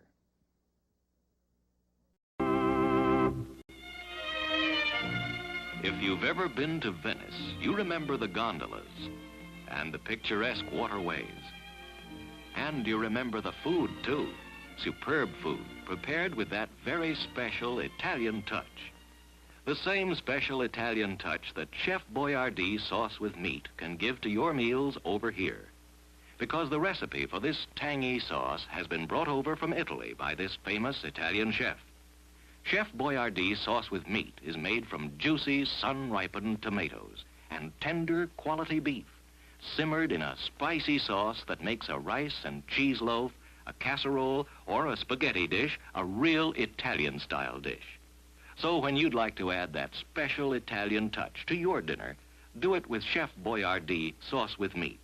Try Chef Boyardee sauce with mushrooms, too. Both are prepared from the chef's own Italian recipe.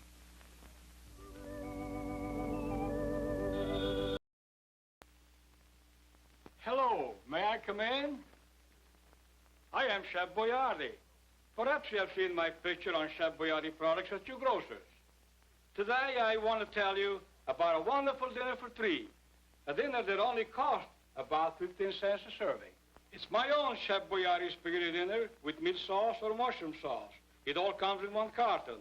A full half pound of tender, quick cooking spaghetti, 10 full ounces of rich, tasty sauce, and to top it off, a whole can of zippy grated cheese. A wonderful food. So ask your grocer for Chef Boyardee spaghetti dinner with meat or mushroom sauce, won't you? And look for other Chef Boyardee's products. They're also delicious, they're also nourishing, and they help keep the cost of your meals down. Chef Boyardee's products are at best grocers. Ask for Chef Boyardee's spaghetti dinner. Only about 15 cents a serving.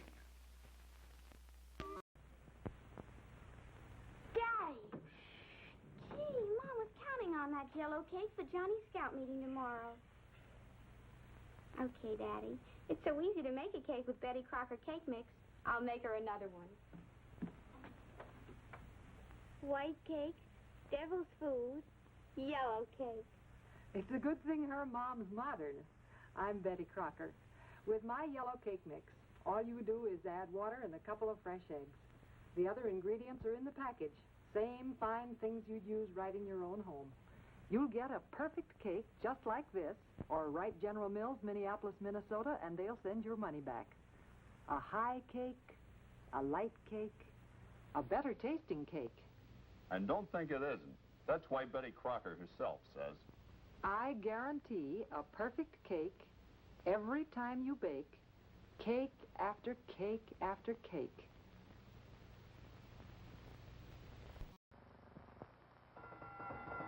Right, Aroni, the San Francisco treat. Right, Aroni, everybody's got the beat. Started out where cable cars play their song. Not right at home because very long. Right, Aroni, the San Francisco treat.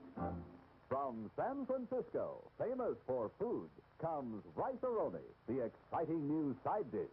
Here at last is a welcome change, a change from potatoes. Now you can serve Rice-A-Roni, a delicious side dish with meat, chicken, or fish. And you make Rice-A-Roni in minutes. Everything's right in the box. A packet of soup base, rice, and vermicelli that you brown in butter. Add the special herb-flavored broth, and in minutes, rice-a-roni. Fluffy, fragrant. A wonderful change from potatoes. Rice-a-roni, the San Francisco treat.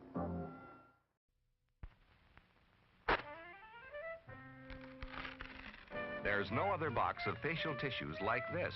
Scotty's new Magic Oval box. Only Scotty's give you tissues that float up gently, one at a time, and come out in neat handfuls, too, because there's a Magic Oval inside every new Scotty's box. Only Scotty's Magic Oval can give you tissues that float up, smooth and easy. No tugging, no tearing, no extra tissues tagging along. And Scotty's Magic Oval does even more. It lets you reach in for tissues by the handful, all neatly folded, just right for pocket or purse. Scotty's new Magic Oval box is pretty, too. And inside, soft, strong, sneeze-proof Scotty's.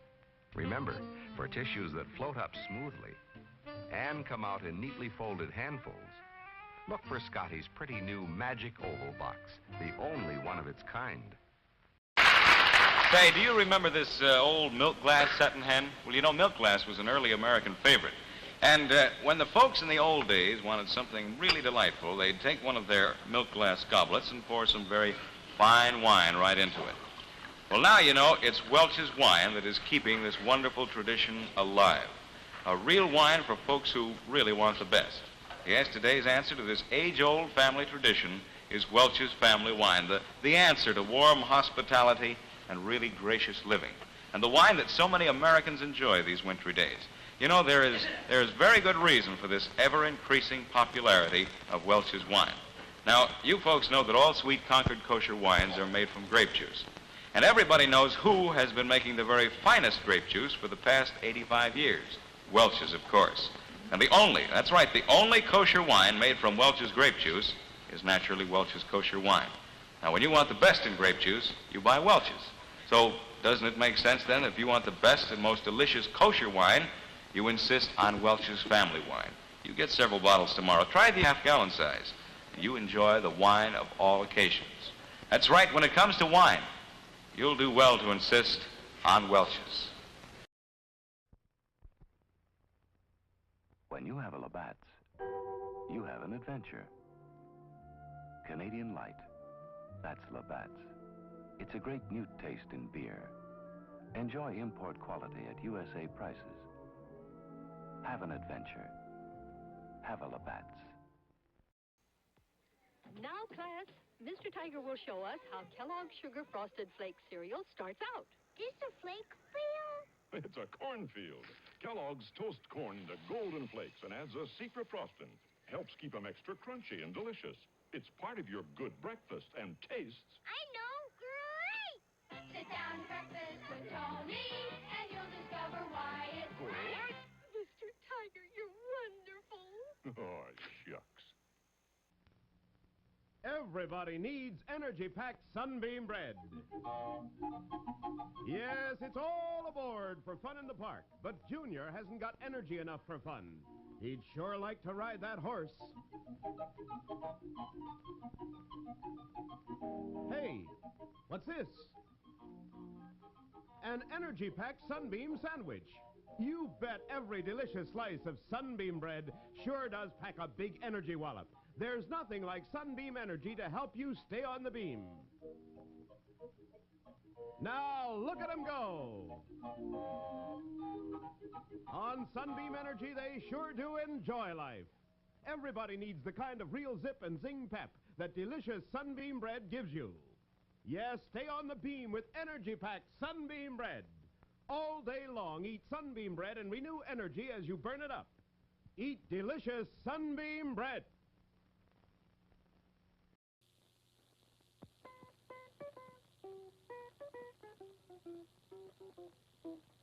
I'm a guitar and I have strings. I like to play while someone sings. Hi, gang.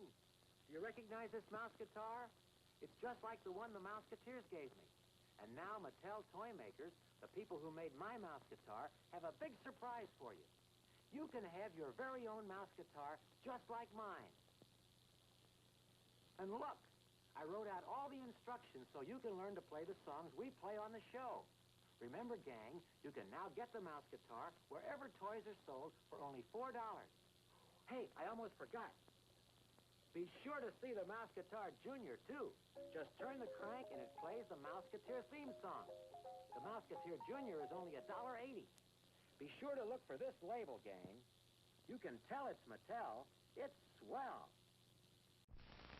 Off into space. Man, that takes real teamwork. And here's a team of junior spacemen with an out-of-this-world breakfast that teams up V8 juice and Cheerios for flavor and energy. What a treat! A flavorful glassful of refreshing V8 juice and Cheerios with power protein, plus vitamin B1 for Go Power. And now, here's a special out-of-this-world free offer. This Moon Rocket Kit, both a toy and an exciting game. First, blast off. It separates in midair and lands 2 spacemen on a moon map.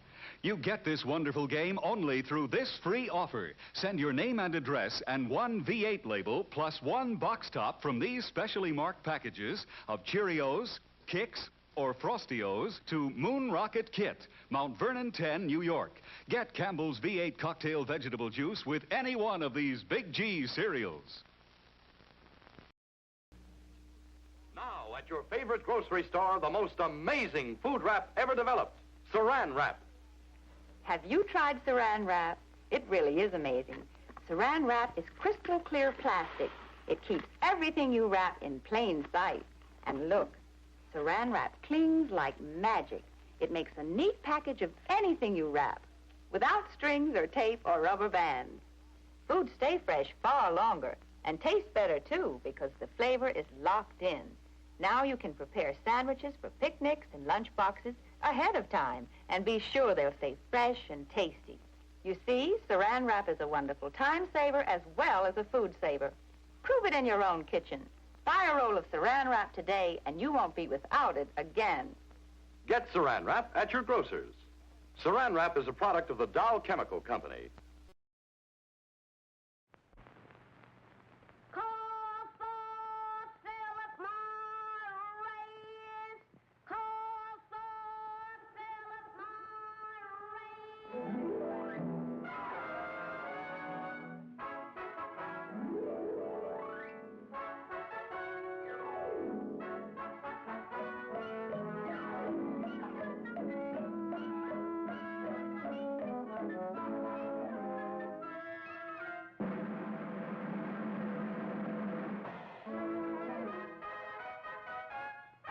Philip Morris, America's finest cigarette, presents the Lucille Ball Desiarnaz Show, I Love Lucy.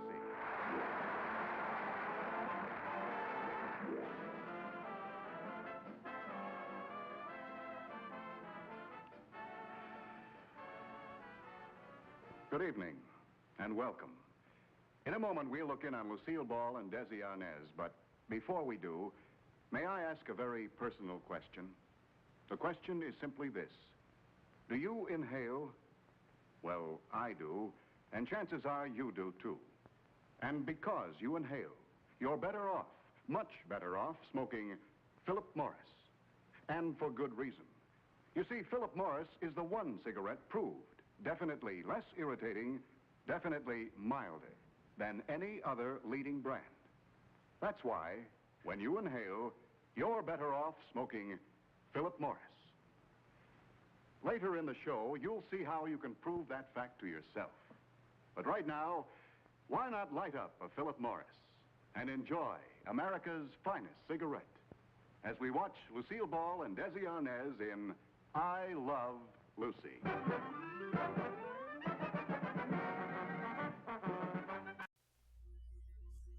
Hi, chat.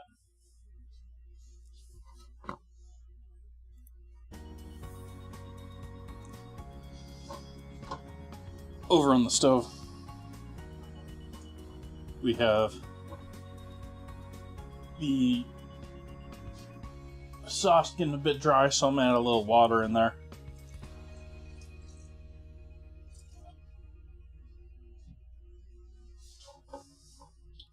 Just been cooking it down turn it into tomato paste essentially. But also when you're cooking like this, you're developing sugars. You're creating all sorts of subcompounds from the sugars. And you're also breaking down the acids so that the brightness or freshness of the tomato fades a bit. And so that's why you always cook your tomato sauces. They always advocate you cook it a long time. And it's because the more you cook it, the more you get that sweeter, less acidic tomato product.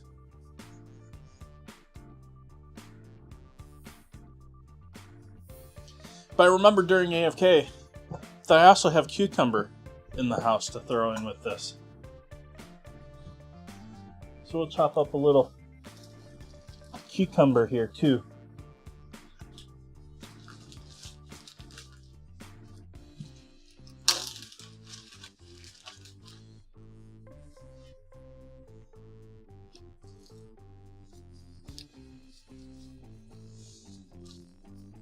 Cutting board camera. Cutting board camera.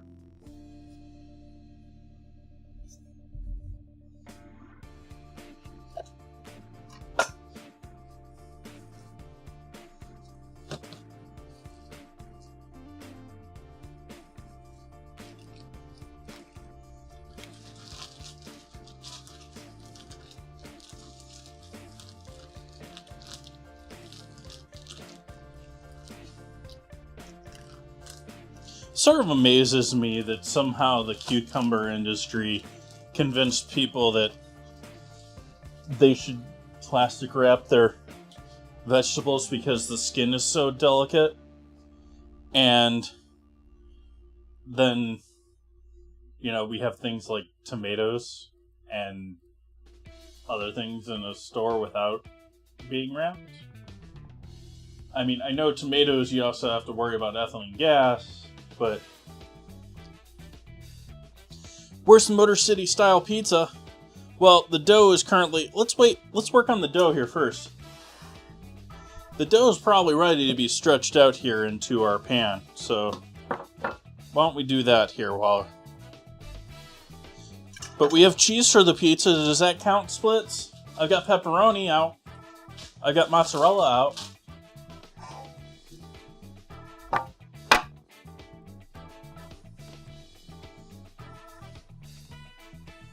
So I'm going to give pan a spritz of oil too. I'm using my olive oil spritzer, but that's mostly because I don't have some other oil in a mister. There we go, right all over my keyboard. That'll be great. Not doing that because I want, olive oil flavor. You gotta have olive oil. No, it's what I got in my spray bottle.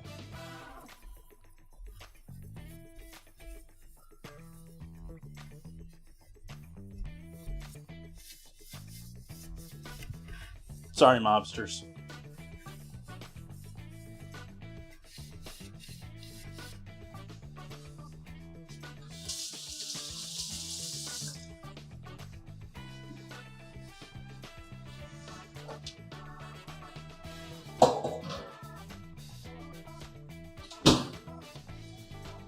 You have our dough that's rapidly deflating a bit.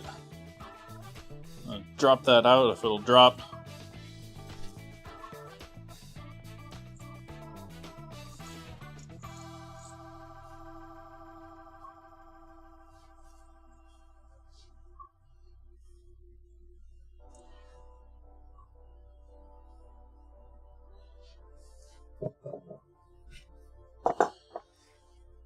We're going to stretch and fill out our pan. This is something you can sort of do in a couple of stages. It's not going to get there completely in the first stretch. We'll let it rest here like this for a couple of minutes. Poof up a bit more. Actually, I'll throw it in the oven where it's warm. And allow that to relax, and we'll pull it to the corners again We'll probably pull it to the corners a third time.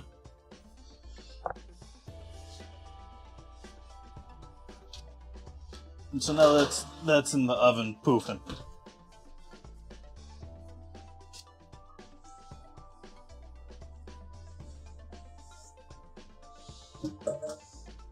I know it's silicone, but I'm still worried about warm contact with the bowl.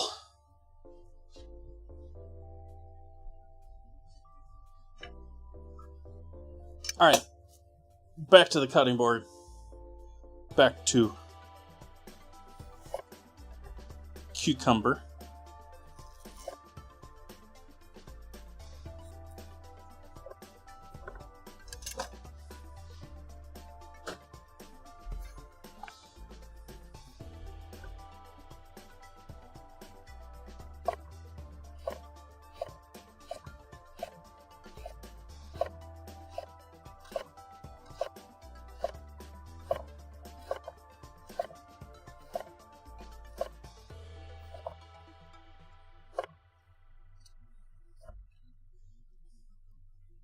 You can get a lot of nice crunch out of cucumbers, but I like them mostly for their refreshing like flavor.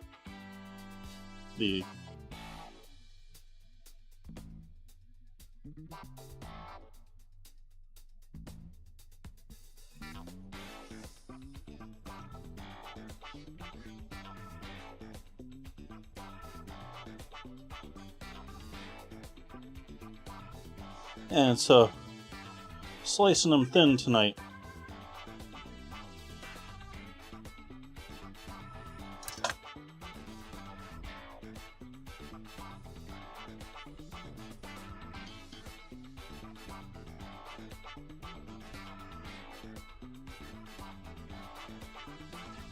And then I'm going to have them.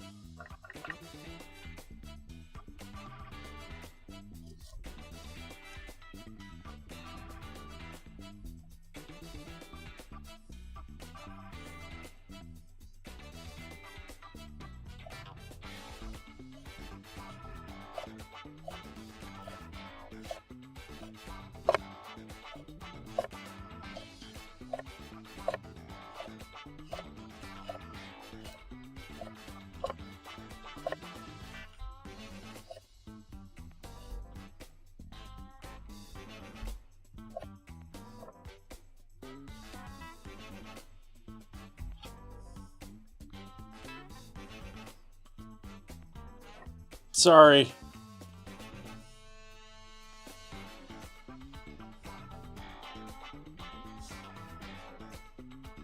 I'm astonished. Like, there are way too many pizza places close to me, chat. Like, all that I have around me is Taco Bell, pizza places, and burger places. And in the last 5 years, I've seen largely nothing but more pizza places and more burger places open up.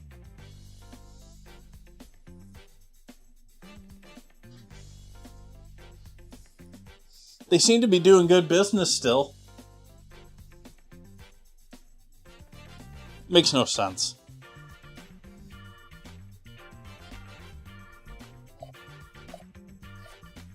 Then again, it actually does sort of make sense because people eat like 5 things. Typically.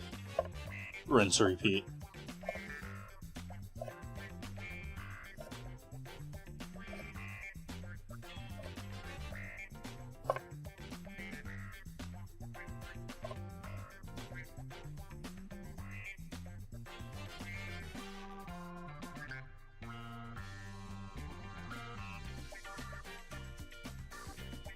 Did it? What'd the market do? I read that they didn't, or weren't going to. But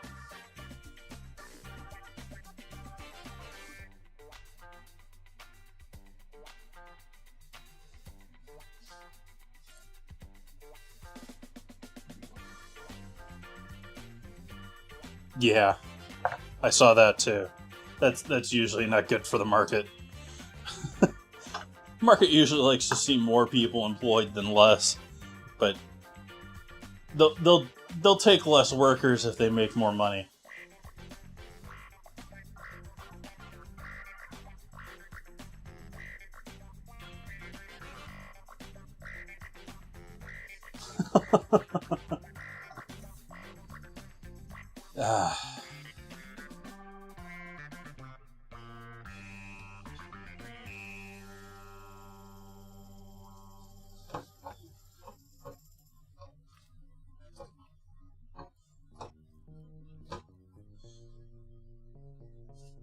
The only thing I'm going to say is if you own Intel, you better be selling that.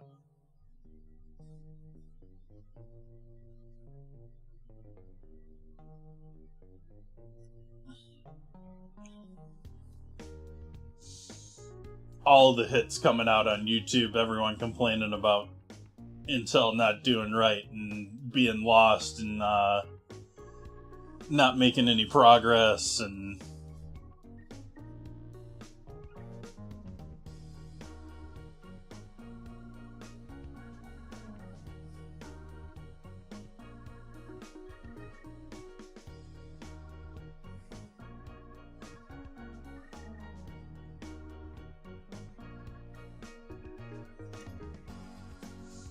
that said, I have no idea what Intel's chart or financials look like right now.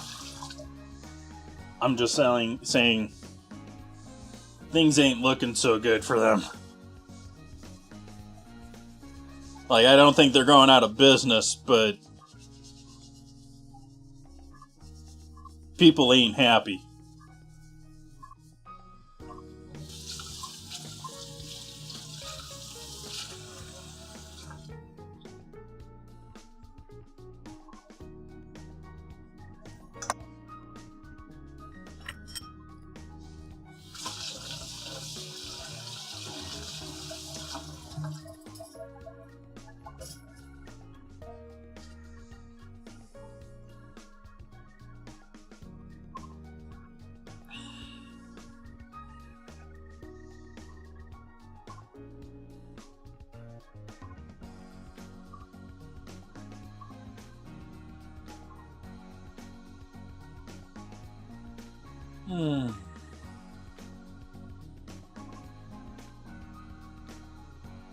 Oh yeah, certainly. Well, I'm for those just joining in or maybe missed it before. This is a 3 to 4 hour recipe that we're making up tonight, so we're sort of chilling. And I'm actually sort of pushing that. Like, I mean, like, this is not going to be the full time that it should be for this dough. Like, this, I'm not going to allow this dough to proof as much as it should.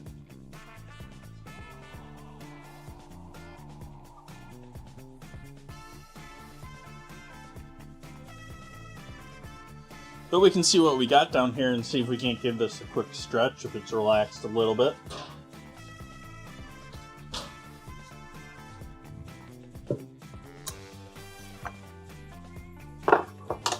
I don't know why I'm using a towel to handle that. It's easily cold enough too.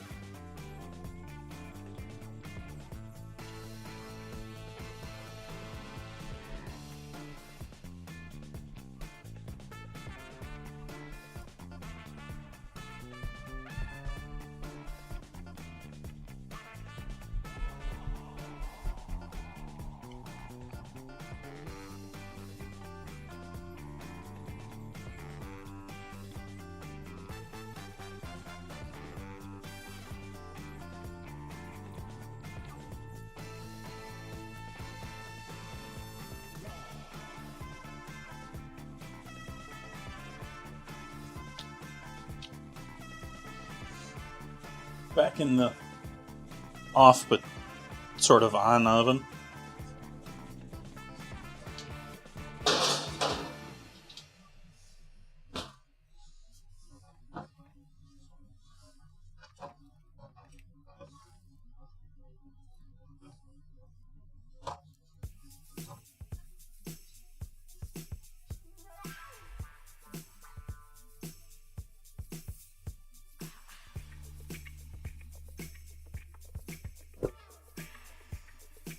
Yeah, the Pulgar. It was close. Puglar? Were you thinking it was a dog?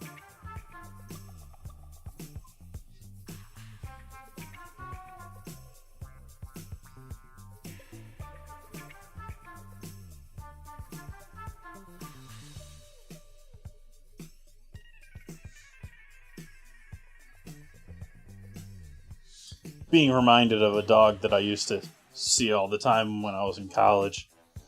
I worked at a lotto store, and there was a dude that would just sit there and hang out with his dog. He lived upstairs. He would just sit there and hang out in the corner because it had a nice glass corner window where people could sit.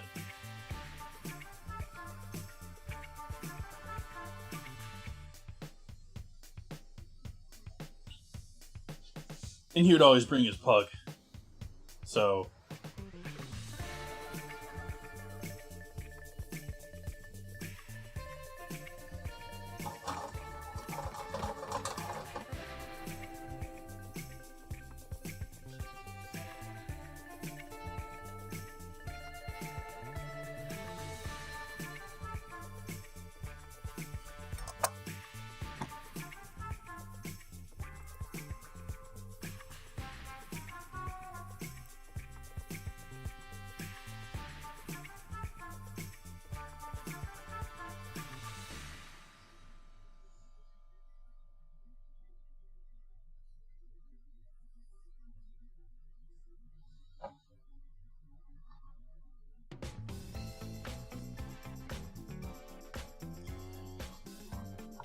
let's see if I can't pull up this.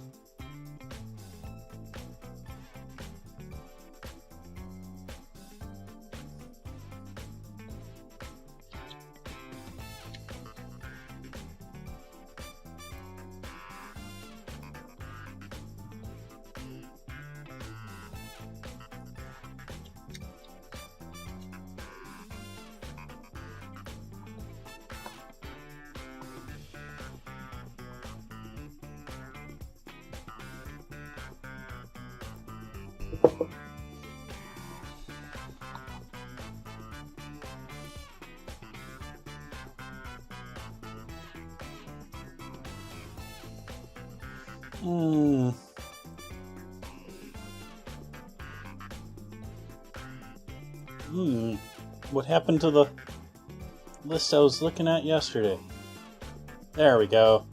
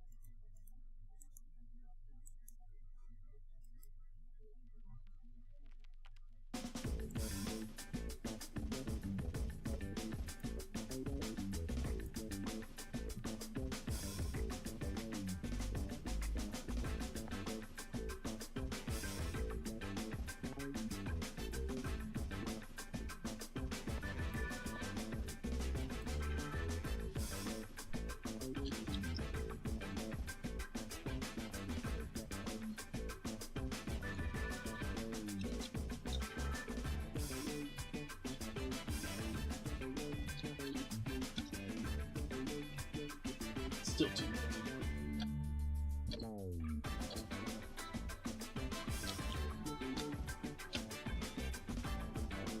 We'll live with it.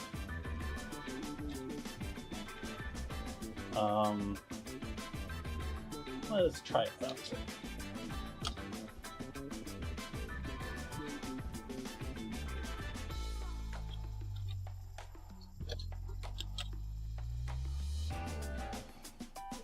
Okay. Took me a moment to set that up there, but while we're waiting on things to proof, things to get going, I thought we'd do a tier list. So, I'm just going to go by the list that's down there on the bottom. I'm not going to pick favorites and go ahead of any of them.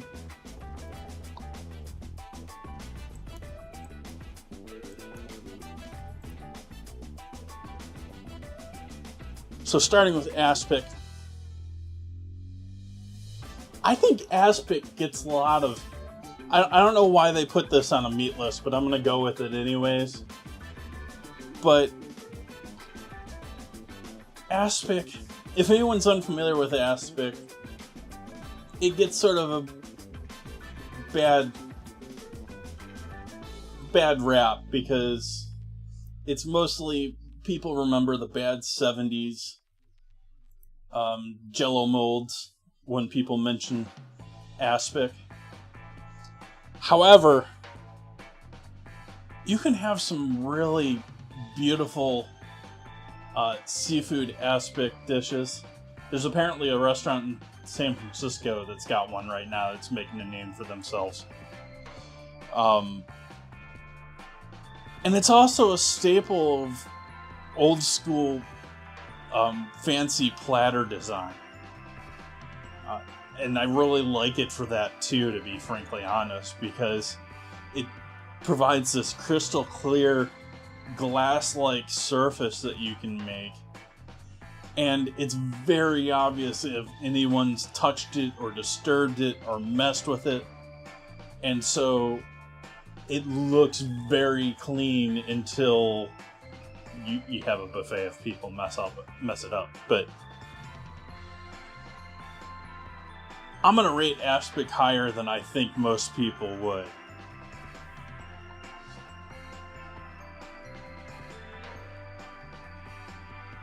Yeah, today it would just be Jello. But I'm going to throw that up there as an A.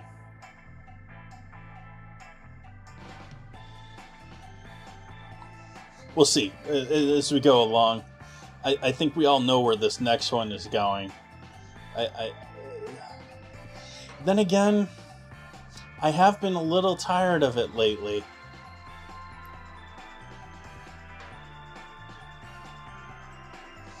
Hamburger. Now that's an interesting, just by itself, hamburger. Like,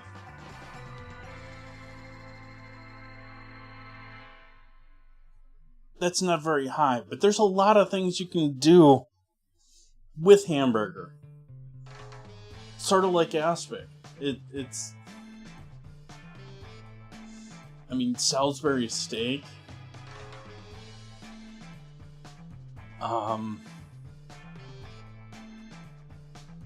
Yeah, it's... Hey, Kanara.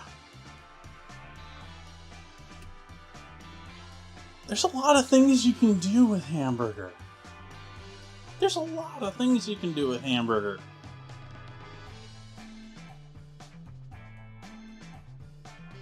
I think I'm going to give that an A. I was debating even going higher with that, but... Steak.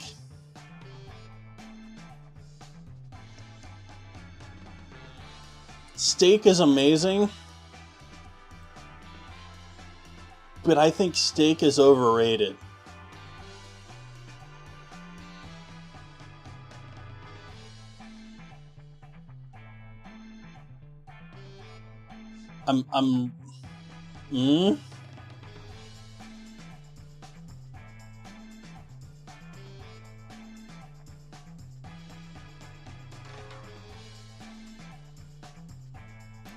We'll start there. Bologna. Do we count all the, like... Is it bologna, or are we including mortadella? Are we...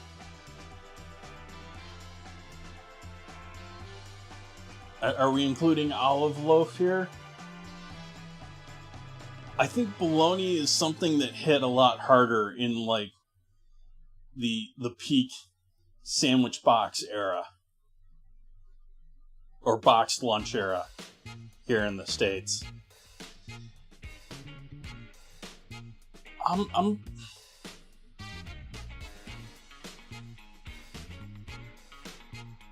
That too.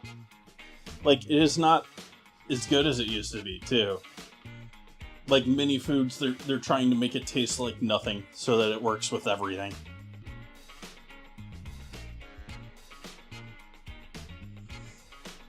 Yeah, my mom would grill or do chunks of bologna.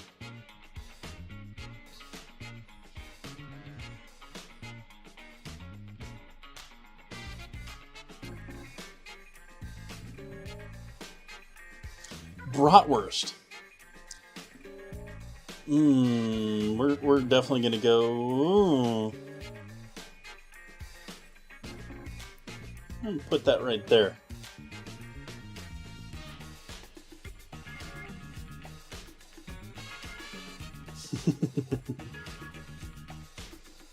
Chicken patty.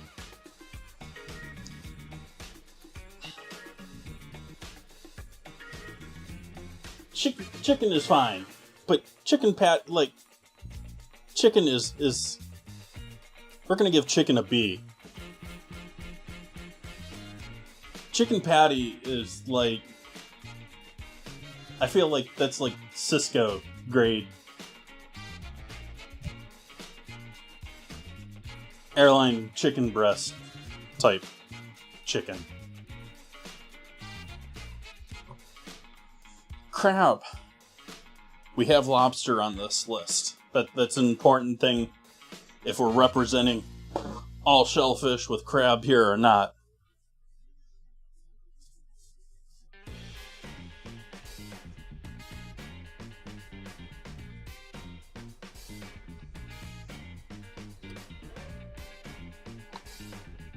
So, I'm actually... I would give crab a B if it wasn't for the fact that I always end up with pieces of shell with it, no matter how clean it's been picked. If I didn't have to deal with the shells in it, whether it's served with the shell or not, that might be an A.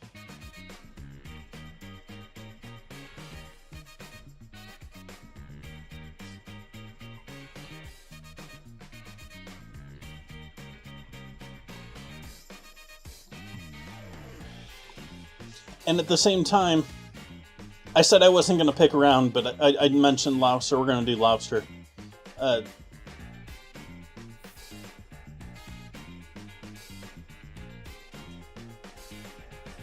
Crab has to be higher than lobster in my book.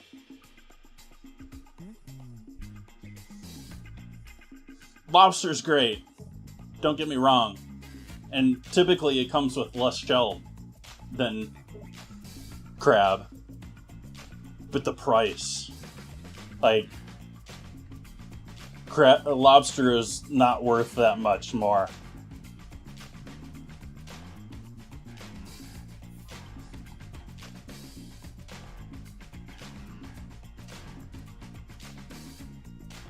It is not worth twice the price of crab in butter.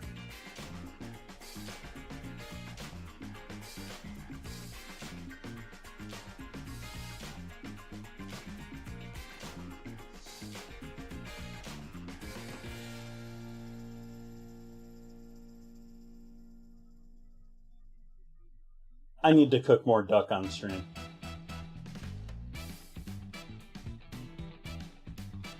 Actually, I should take it down just solely because of the price. If duck cost the same as chicken, it'd be an S tier. No question.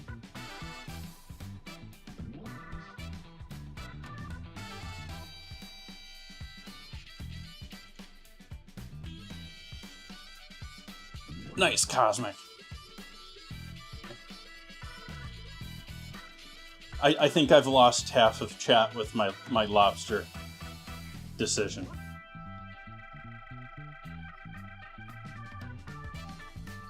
Filet mignon. Okay, I didn't realize that we had both steak and filet mignon on this. Which, by the way, chat, if we're defining meats here, this list overall is rather lacking in the beef category.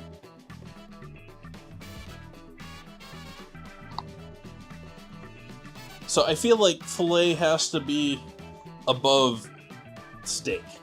Just generic steak.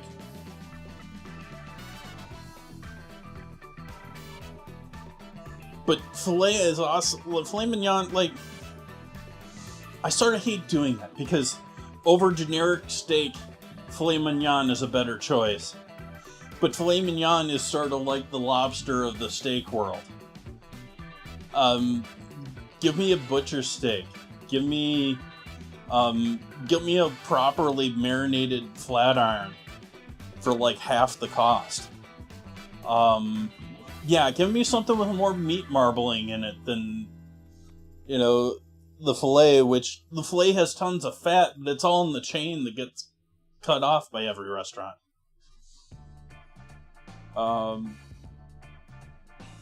I almost want to do that just because of that rant I just had. In fact, I am going to do that. But at the same time, it's above steak.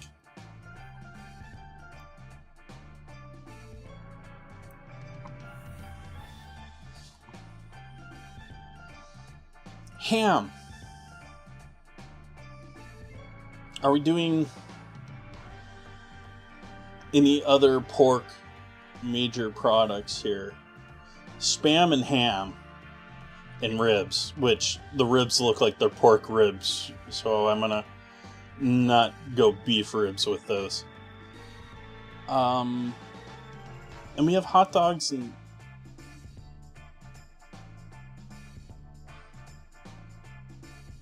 hot dogs are too unitasker for me. So they're gonna go down there with bologna. Ham.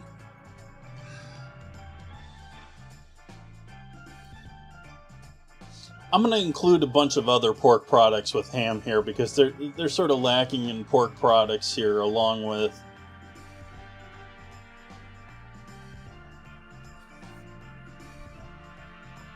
nice Cosmic. Yeah, like where's the skirt steak here? Where's the T-bone? Where's the New York?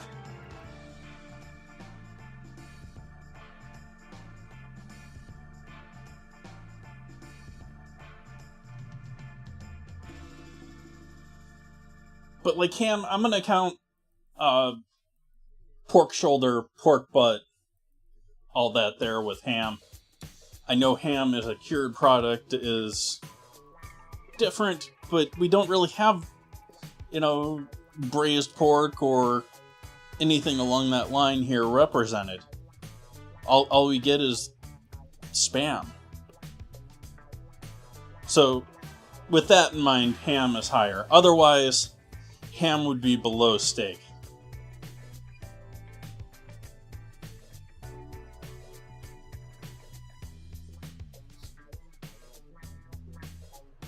Calamari. Yeah, we've got better seafood representation here than we got. Yeah.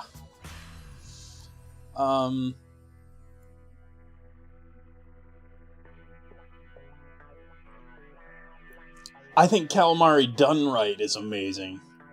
So it's at least a B. I think people overcook it though, which is keeping it from going to an A. And it's a little too unitasker compared to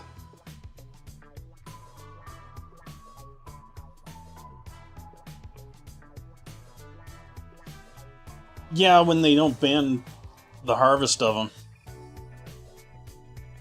They keep getting bacteria blooms and stuff, preventing people from going crabbing.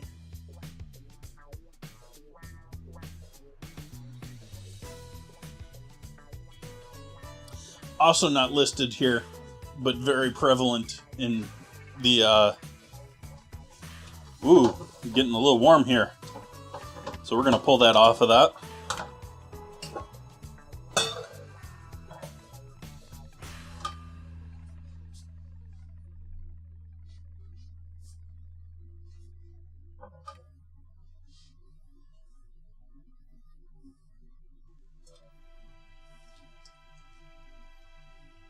Yeah, it's not burnt. It's not as bad as I was worried. We'll pull that out though.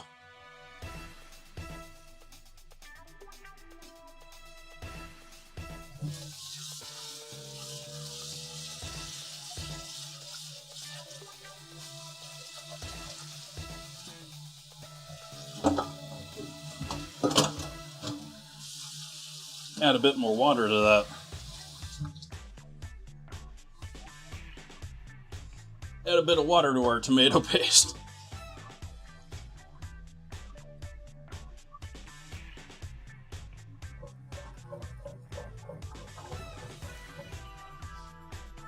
Let's give our dough another stretch here too.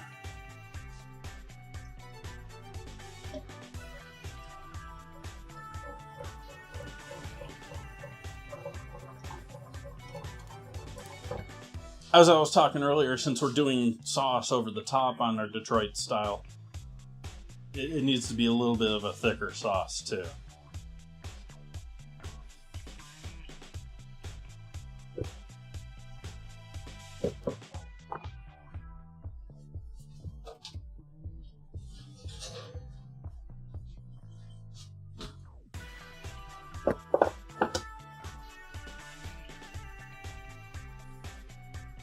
So this is going to be our final push down.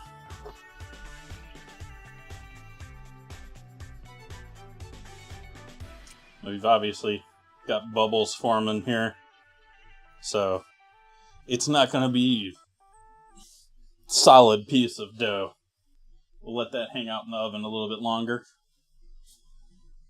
Actually, no, we're going to put this on top of the oven where it's going to get a little indirect heat from the oven heating, because we're going to need the oven hot for our pizza when we want to put it in there.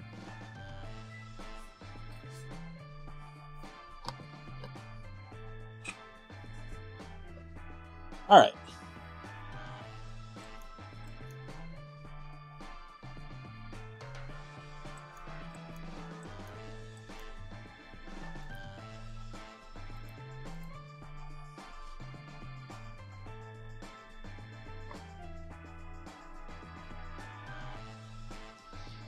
Lamb chops. Now see, this is another one where I'm sort of sad that generally just about the only thing you see in a store for lamb is lamb chops or leg of lamb, and then you just ground the rest. You occasionally see lamb T-bones, although they're cutesy little things that are more bone than meat. And they're usually overpriced because they're selling them as T-bones. So I'm actually gonna go. We're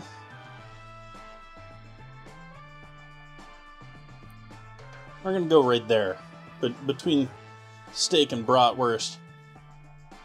Lamb chops are nice. Usually they're, my experience, typically have them in a place where you're paying a lot more to have them, and they're not very impressive when you get them. But they're good, and they're tasty if you make them at home.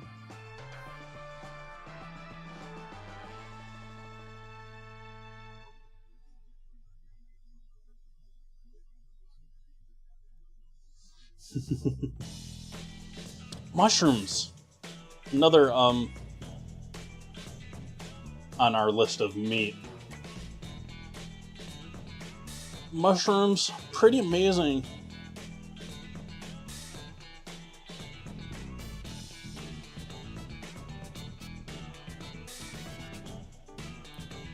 But only because in my mind I'm including things like chanterelles and all those other lovely, morels. Not just your standard buttons. And I don't like portobellos. I like creminis, the baby ones that are like an hour or two earlier than a portobello. Younger. Just too many years making portobellos roasted in an oven drenched in cheap balsamic. Like it's like the standard hotel, well, maybe early 2000s standard hotel. We don't have a vegetarian dish. We have to make something for a vegetarian. Quick, roast a portobello drenched in balsamic.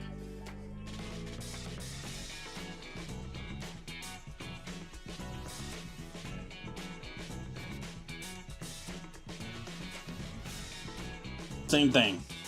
But yeah, Michael, exactly. Portobello burgers. No thank you.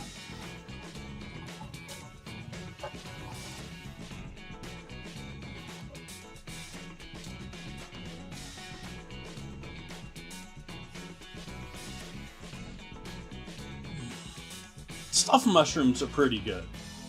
But I also prefer those to be smaller ones too. Like,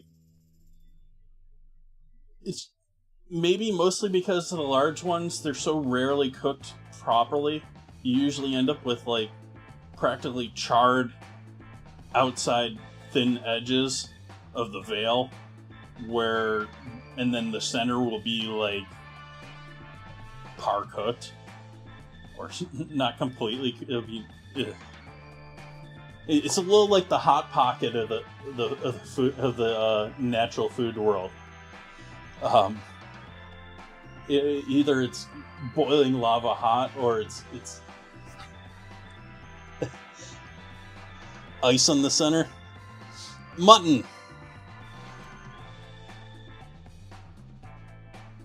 I think mutton's underappreciated. But I am Mr. Slow Cook. Long Cook.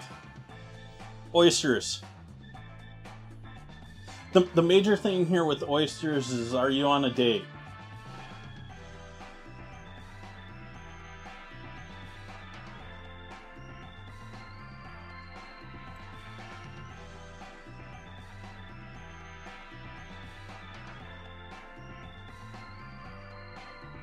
Overpriced.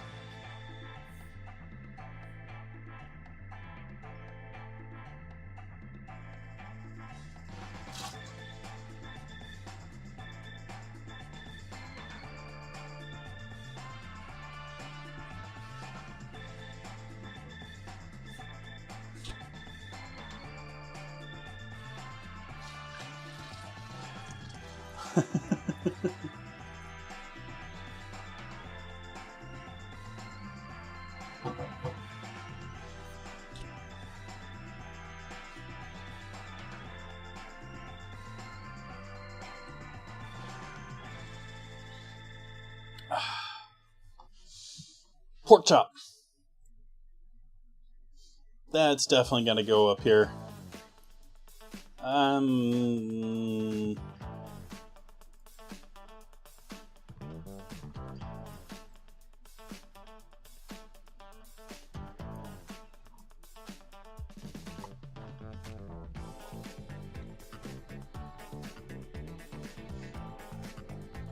No dating crew unite.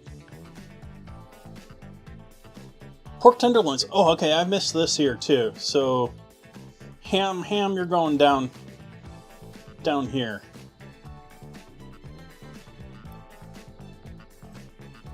And we're gonna put pork up here.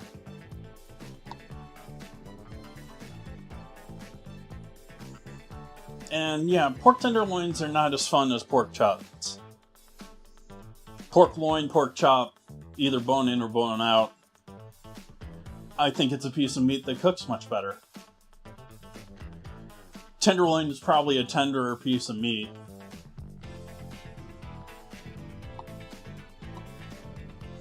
Rabbit. I think rabbit is underused too because it's cute and fluffy.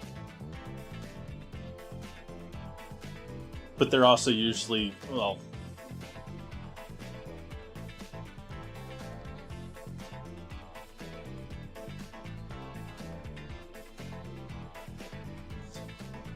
I don't know if I can put it above steak, though. I sort of want to, but I'm not going to. I'm going to put it above lamb, though.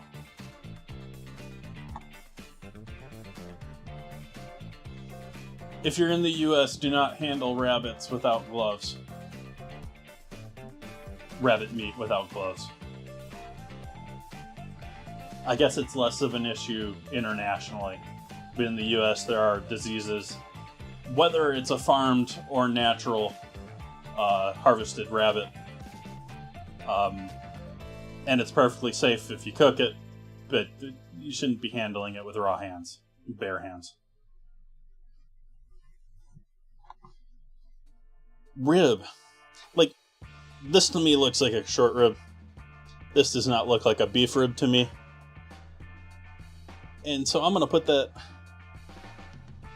above tenderloins.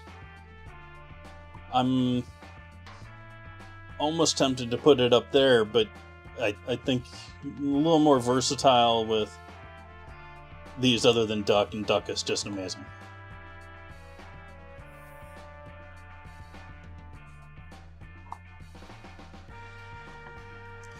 Salami. I think salami goes right there with bologna. Bologna. Salami, bologna. These days, it's not like we have the old school, the jungle meat processing. Oh, we sort of do.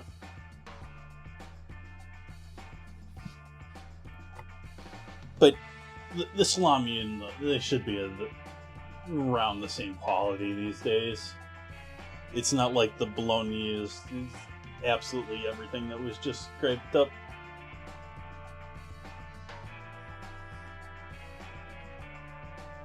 Salmon.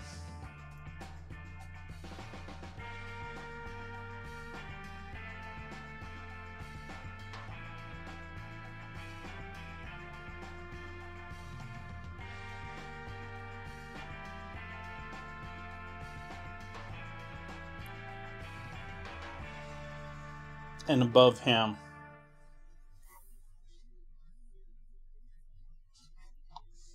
Actually, I take that back. This is going to go down a little bit further here. We're going to go below rabbit with that. Because unless you find nice salmon,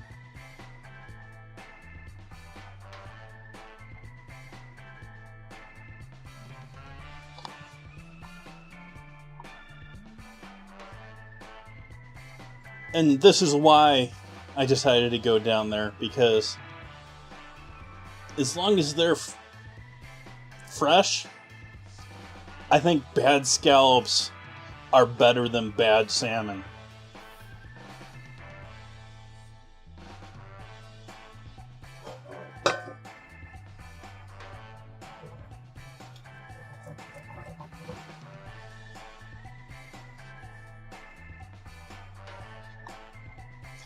Shrimp. I am not a big shrimp fan. I used to be much more into shrimp. But yeah. My interest in shrimp greatly declined right around the same time we had that huge oil rig blow up in the middle of the Gulf.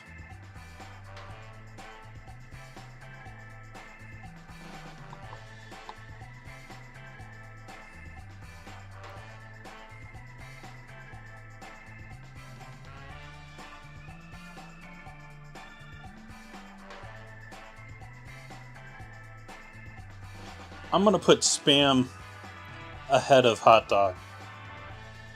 It's essentially the same thing, but it's more versatile. Like, you can make things, you can make Spam Masumi. You can make Spam fried rice. You can make Spam burgers. You can... Hot dogs, like, you get basically hot dogs chopped into something like mac and cheese or SpaghettiOs. I don't see a whole gourmet angle for hot dogs beyond, like, exotic toppings.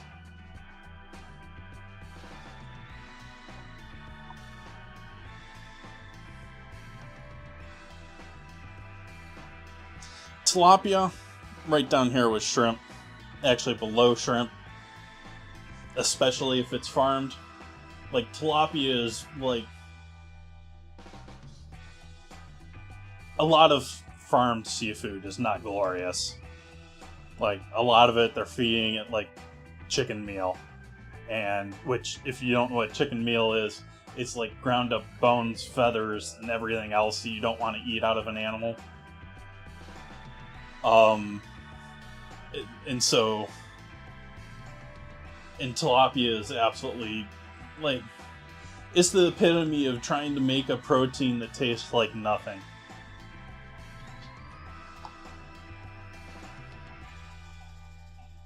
Tuna. I'm gonna put tuna in the middle of steak because it's right there.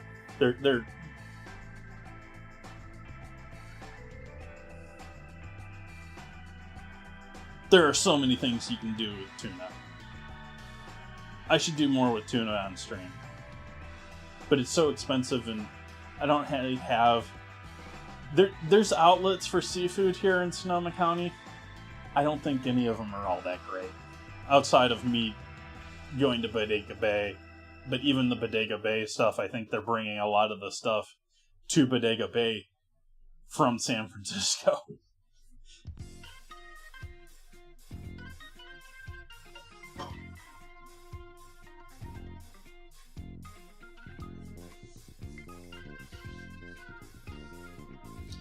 Turkey patty.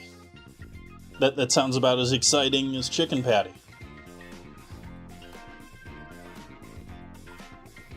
Turkey.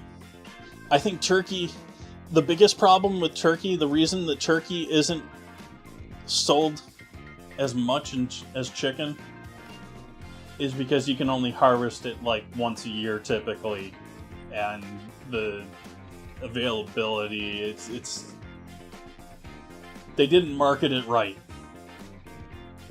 Like, it's the perfect meat for that. Like, it tastes less than chicken. It's healthier than chicken. Questionably are healthier. I'm not going to get into specifics, but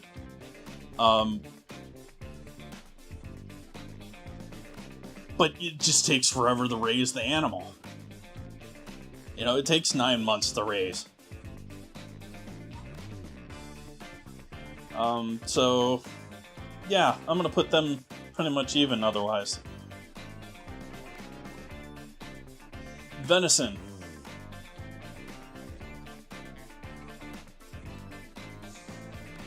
This one I almost want to put here, but I've definitely had venison before, so I think venison.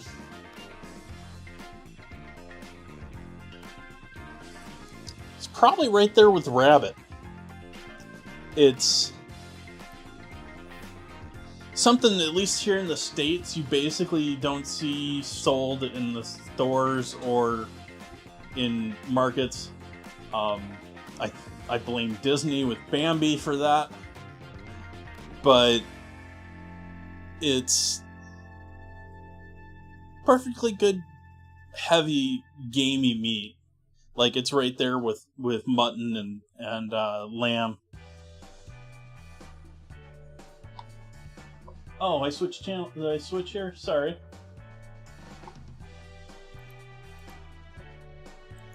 Thank you for letting me know that.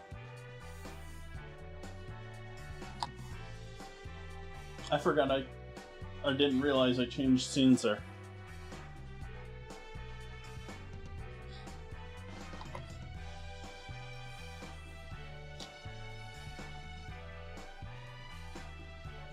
So there we go, chat. There is my... I didn't make this list, so my ranking of someone else's list.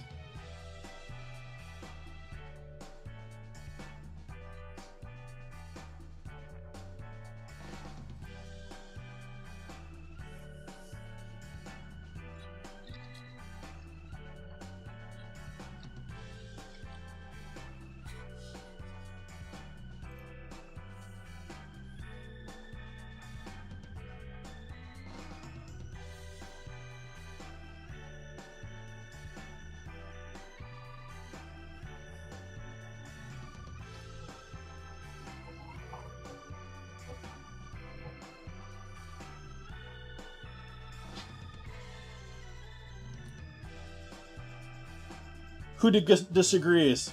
Who's feeling oppressed?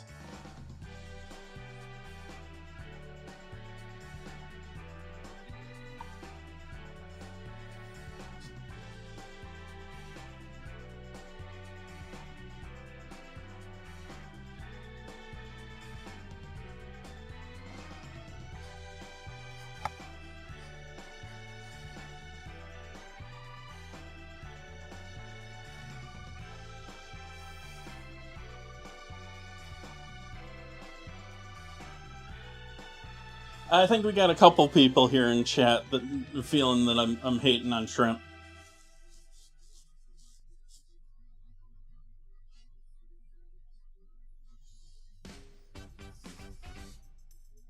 As a generic seafood meat, it's not that horrible.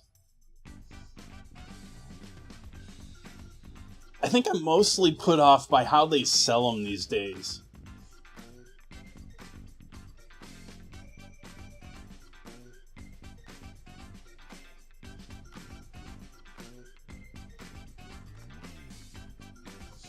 Alright, you talked me into it, chat. We're gonna put it up here with spam. Oh, I can't change it. I saved it. I can't change it. It's saved forever. I definitely can't go back in the browser.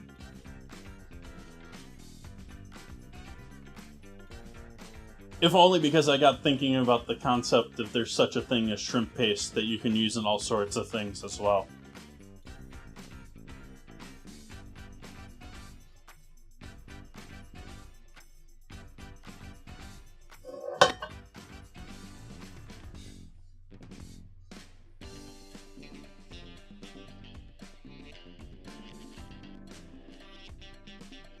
I think we're getting to the point here, chat, where we can put together this pizza.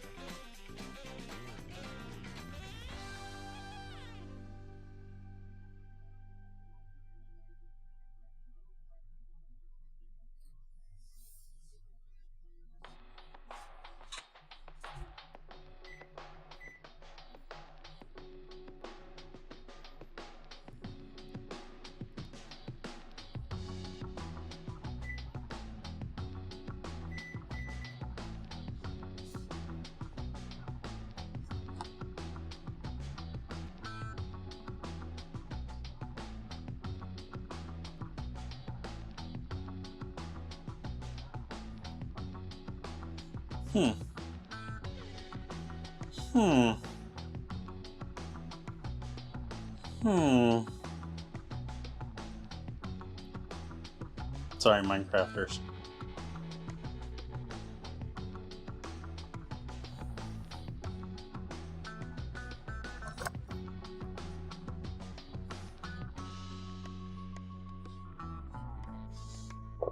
So we got our dough for our pizza here. And so, let's start in on all this fun stuff. Let's start off with all of this cheese on here.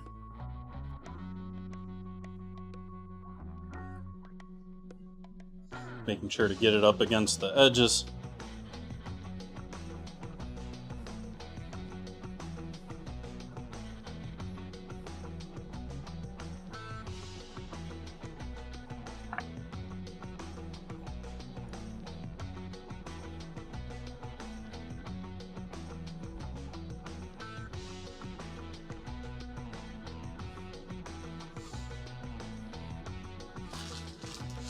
And then doing some shredded mozzarella, because as I was saying before, This is traditionally done with a specific type of cheese, Wisconsin bricked cheese, which is not hugely available.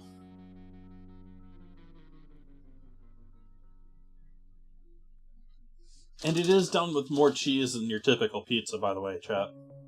This is a cheesy pizza style.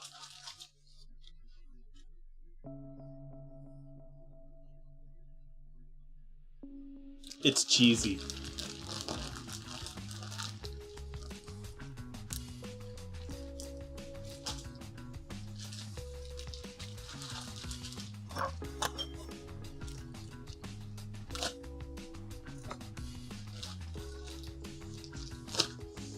Trying this pepperoni brand for the first time. Its spices are smelling nice.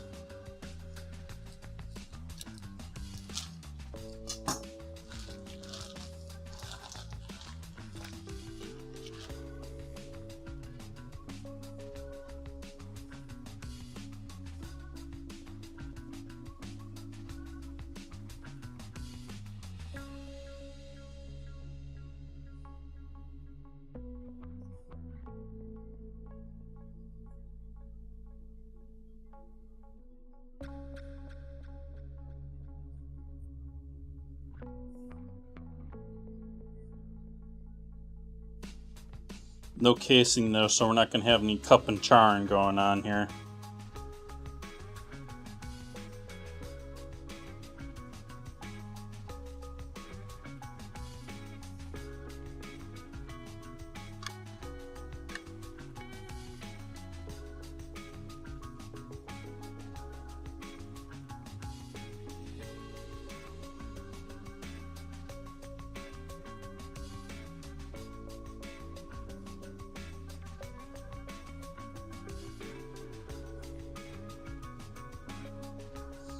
Chat voted against olives, so we're not doing olives.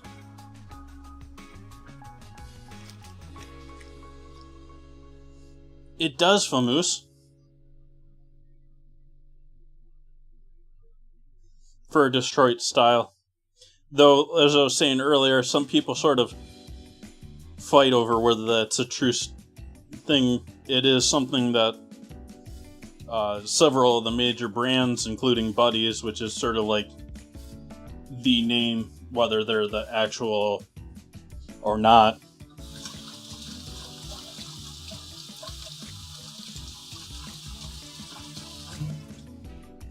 I like cup and char pepperoni. I like those little cups of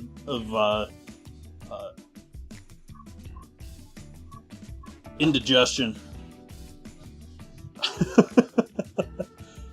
But little crispy, little... The problem with the cup and char pepperoni is they turn into little cups, and so it seems like you have to like coat a pizza in cup and char pepperoni because they all turn into little ones.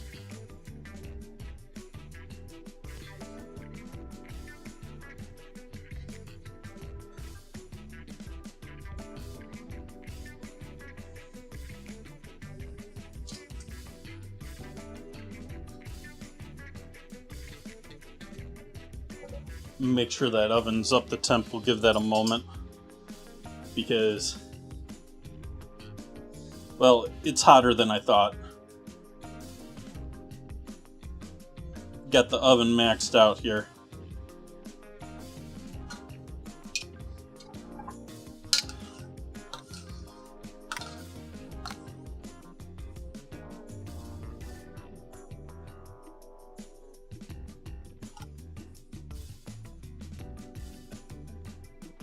And also with this, doing like lines of sauce, which is sort of what you typically see with these.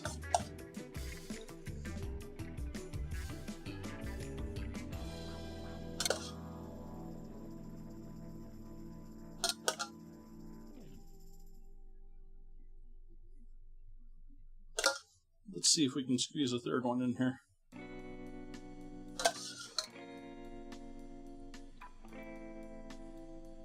Don't need lots of sauce left over for Sunday here, so I'm not too worried.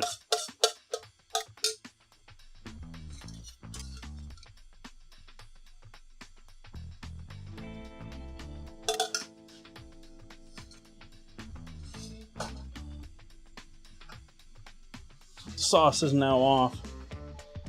And then, this isn't traditional for it, but I am going to do it. And I'm going to use up the last of this cheap Americanized Parmesan over the top.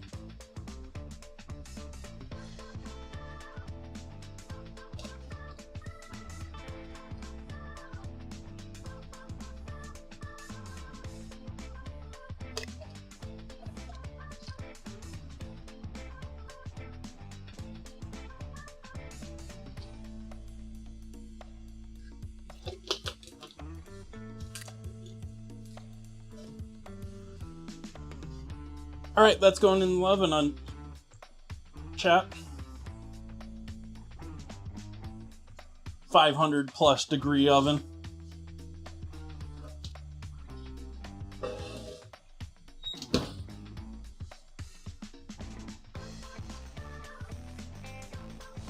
And then, like a normal pizza, this is not going to take long. A little bit longer than your typical pizza, but somewhere between 10 and 15.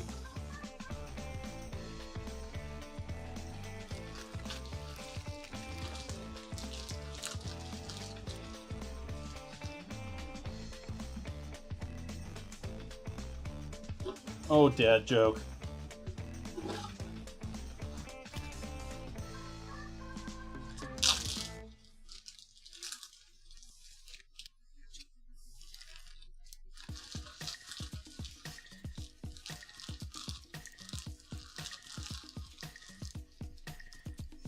I don't know why they don't put little Ziplocs on pepperonis, chat.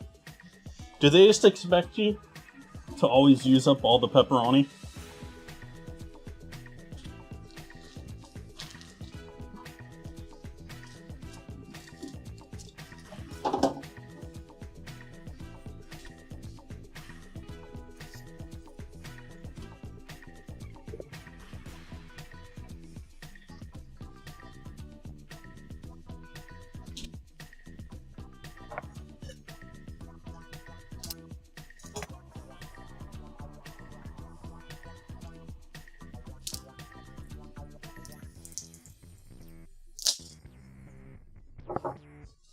Well, Bob's Big Boy, at least you live on in dressing.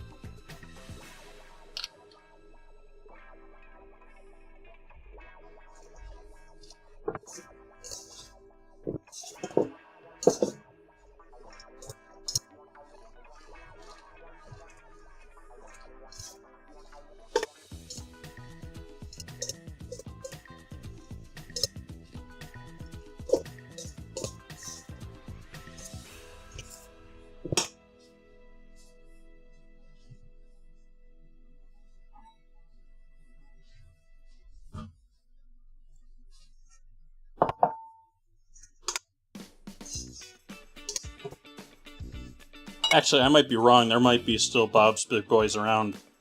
Or did all of those close? I sort of thought they all closed.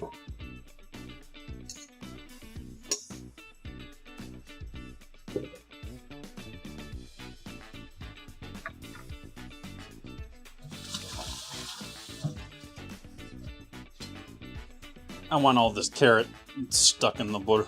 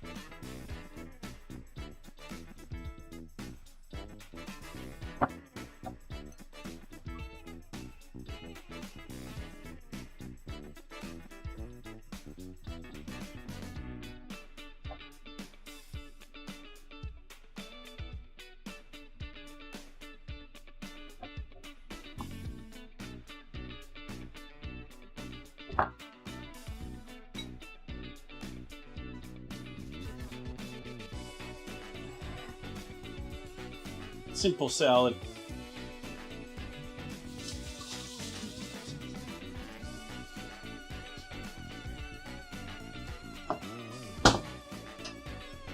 Package up our leftover sauce for Sunday.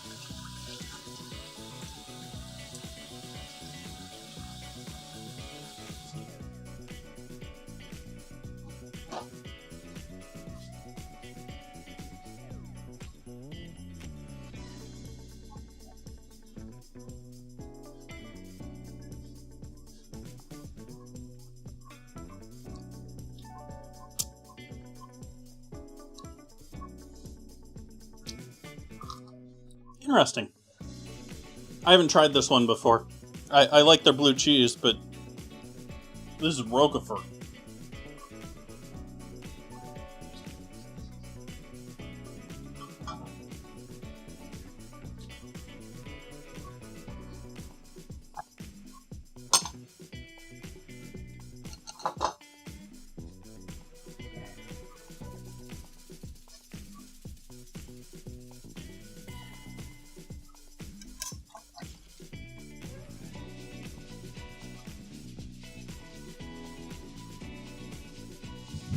It's smelling smoky in here, chat.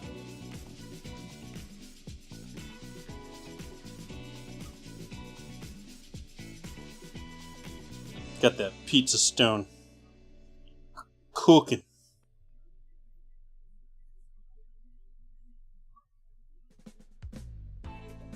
We got a pretty salad on the cutting board.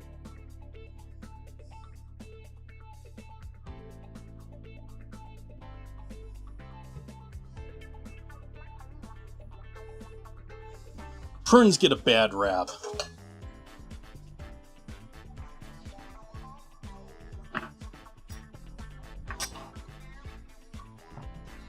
What am I making Sunday? I'm making a more traditional style pizza, or actually probably two, on the pizza stone in my oven, but focusing on making heirloom tomato pizzas. And so saving this little bit of sauce for probably two pizzas, because we're going to have all those lovely tomatoes over the top of it, and so those are going to be the real sauce.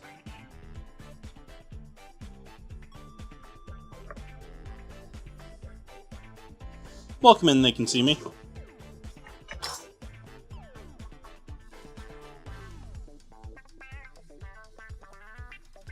Creeping up on me like that.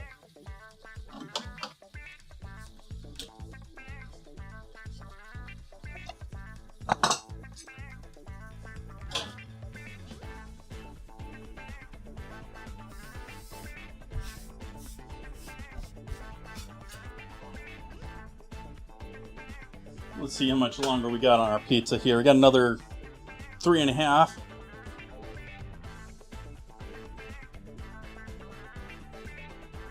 Enjoy your lurk. You love lurkers here.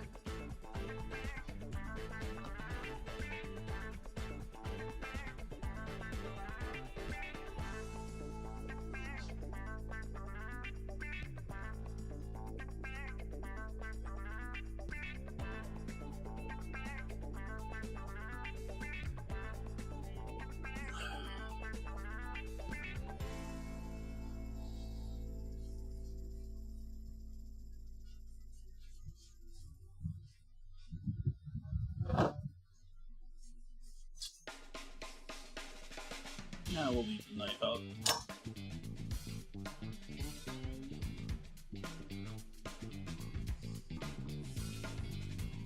So yeah, Escoffier. Let's see what else they say about this guy.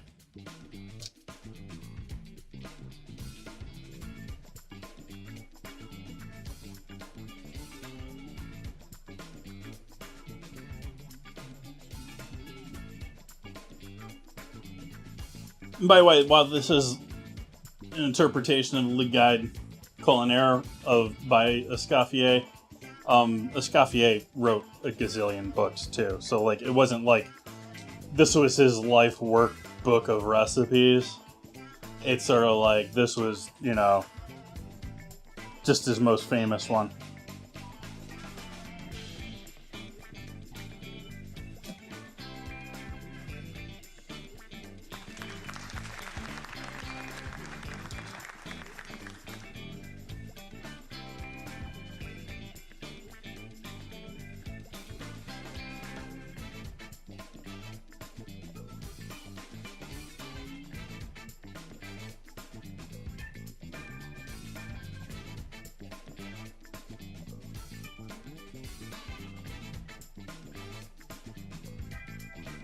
Yeah, nice little thing there on his info on him.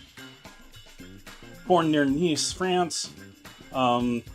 Eventually ended up in the top French restaurant. Invited to work at the top restaurant. And then just happened to start a couple of no-name hotels during his time in Paris. So, yeah, important dude in the food world.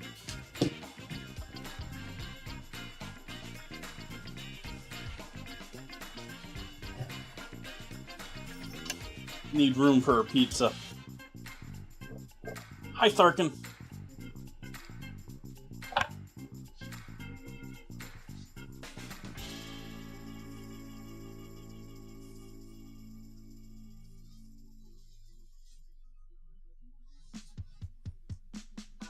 And we're just going to take a glance at it here and see what we got. Turn this timer off.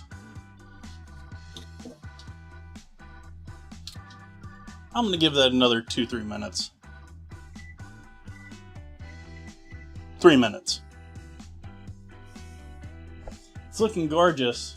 We got some nice browning on the edges.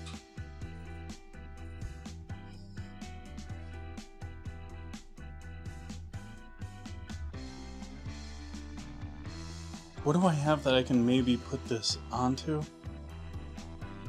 Oh, we can put it onto cutting board. Like, I want to try and... I don't want to cut the pizza in the pan. Like, the pan doesn't have... The pan has the seasoning, but it doesn't have a coating or something, but still I don't want to cut into it. I don't want to expose bare metal. I don't want to dull my blade against metal.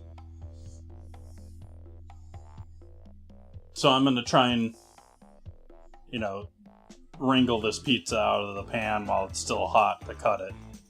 So that should be fun.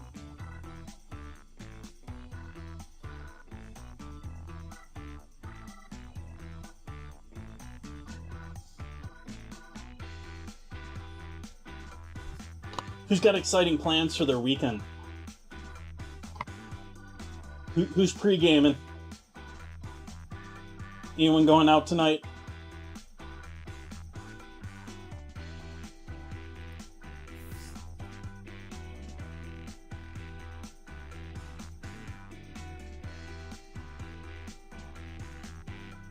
The entire weekend.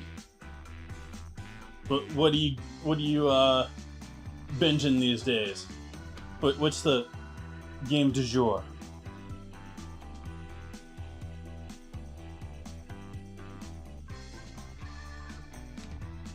Tomorrow night.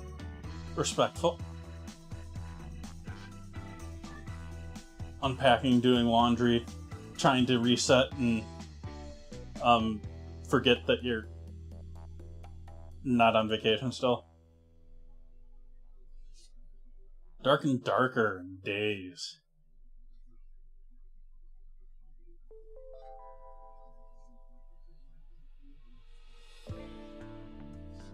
Nice, Ratty Patty.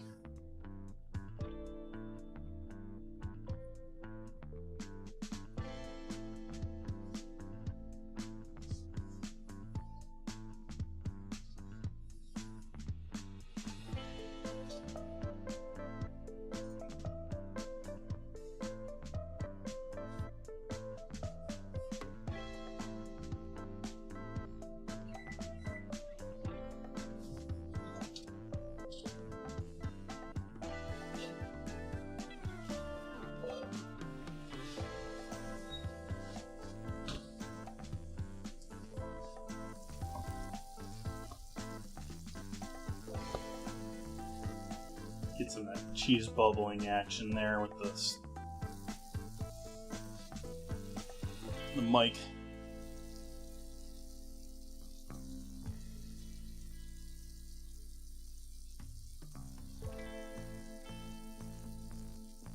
Cheese sizzle.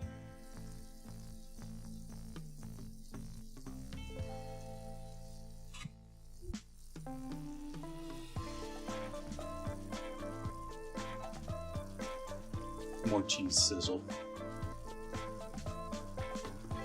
all along the sides.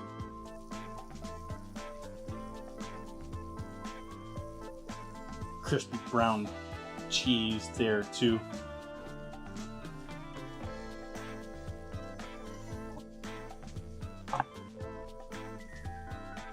I feel like I need a photo of this whole thing in the pan.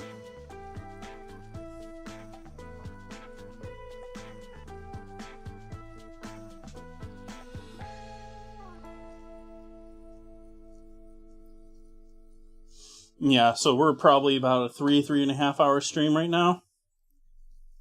3.5? Yeah, my earbud's about to die. That's how I knew how long. So I did push the proofing on this. You can do this with a bit more time to allow it to relax and do its thing.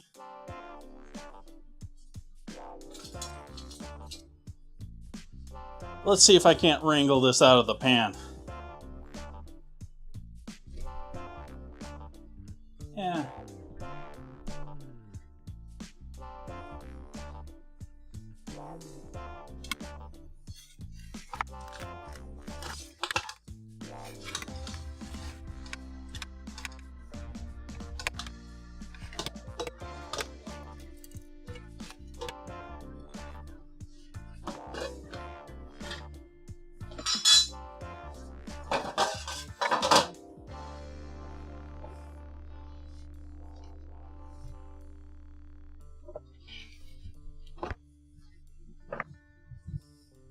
Switch my earbuds here.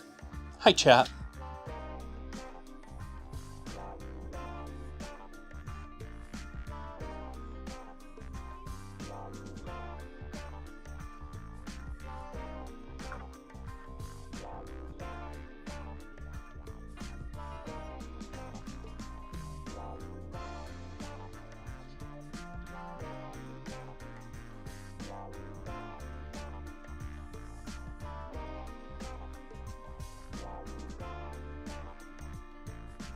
Nice crispy edges.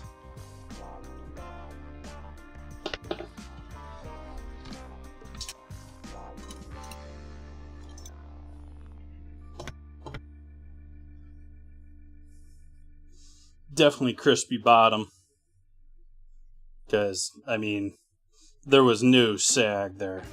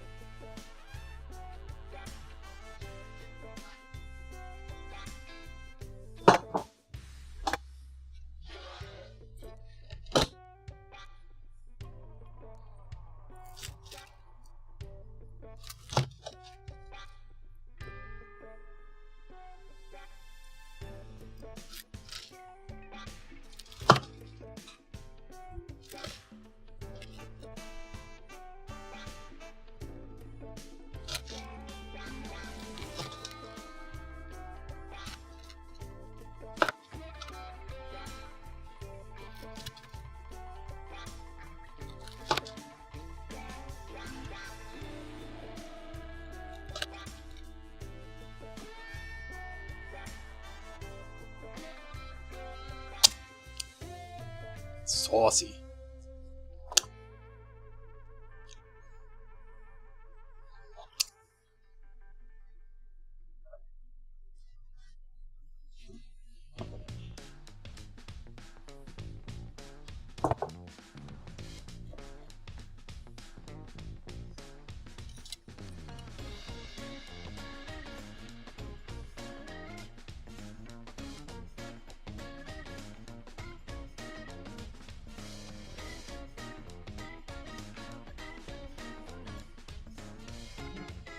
There we have it, chat. Pizza.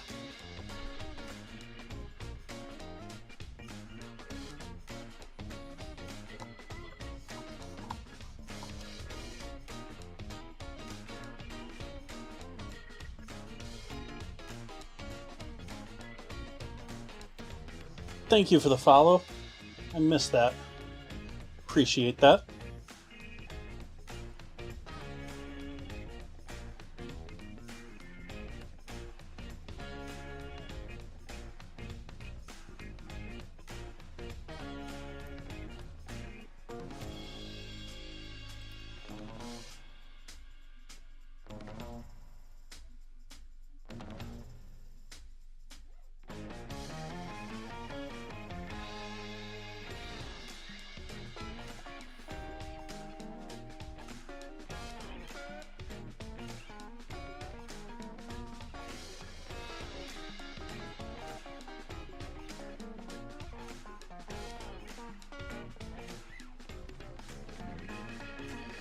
Alright, folks, going to be back here with more pizza on Sunday, but going to be doing different dough type and going to be focusing on heirloom tomatoes. Hopefully we'll have all sorts of gorgeous heirloom tomatoes.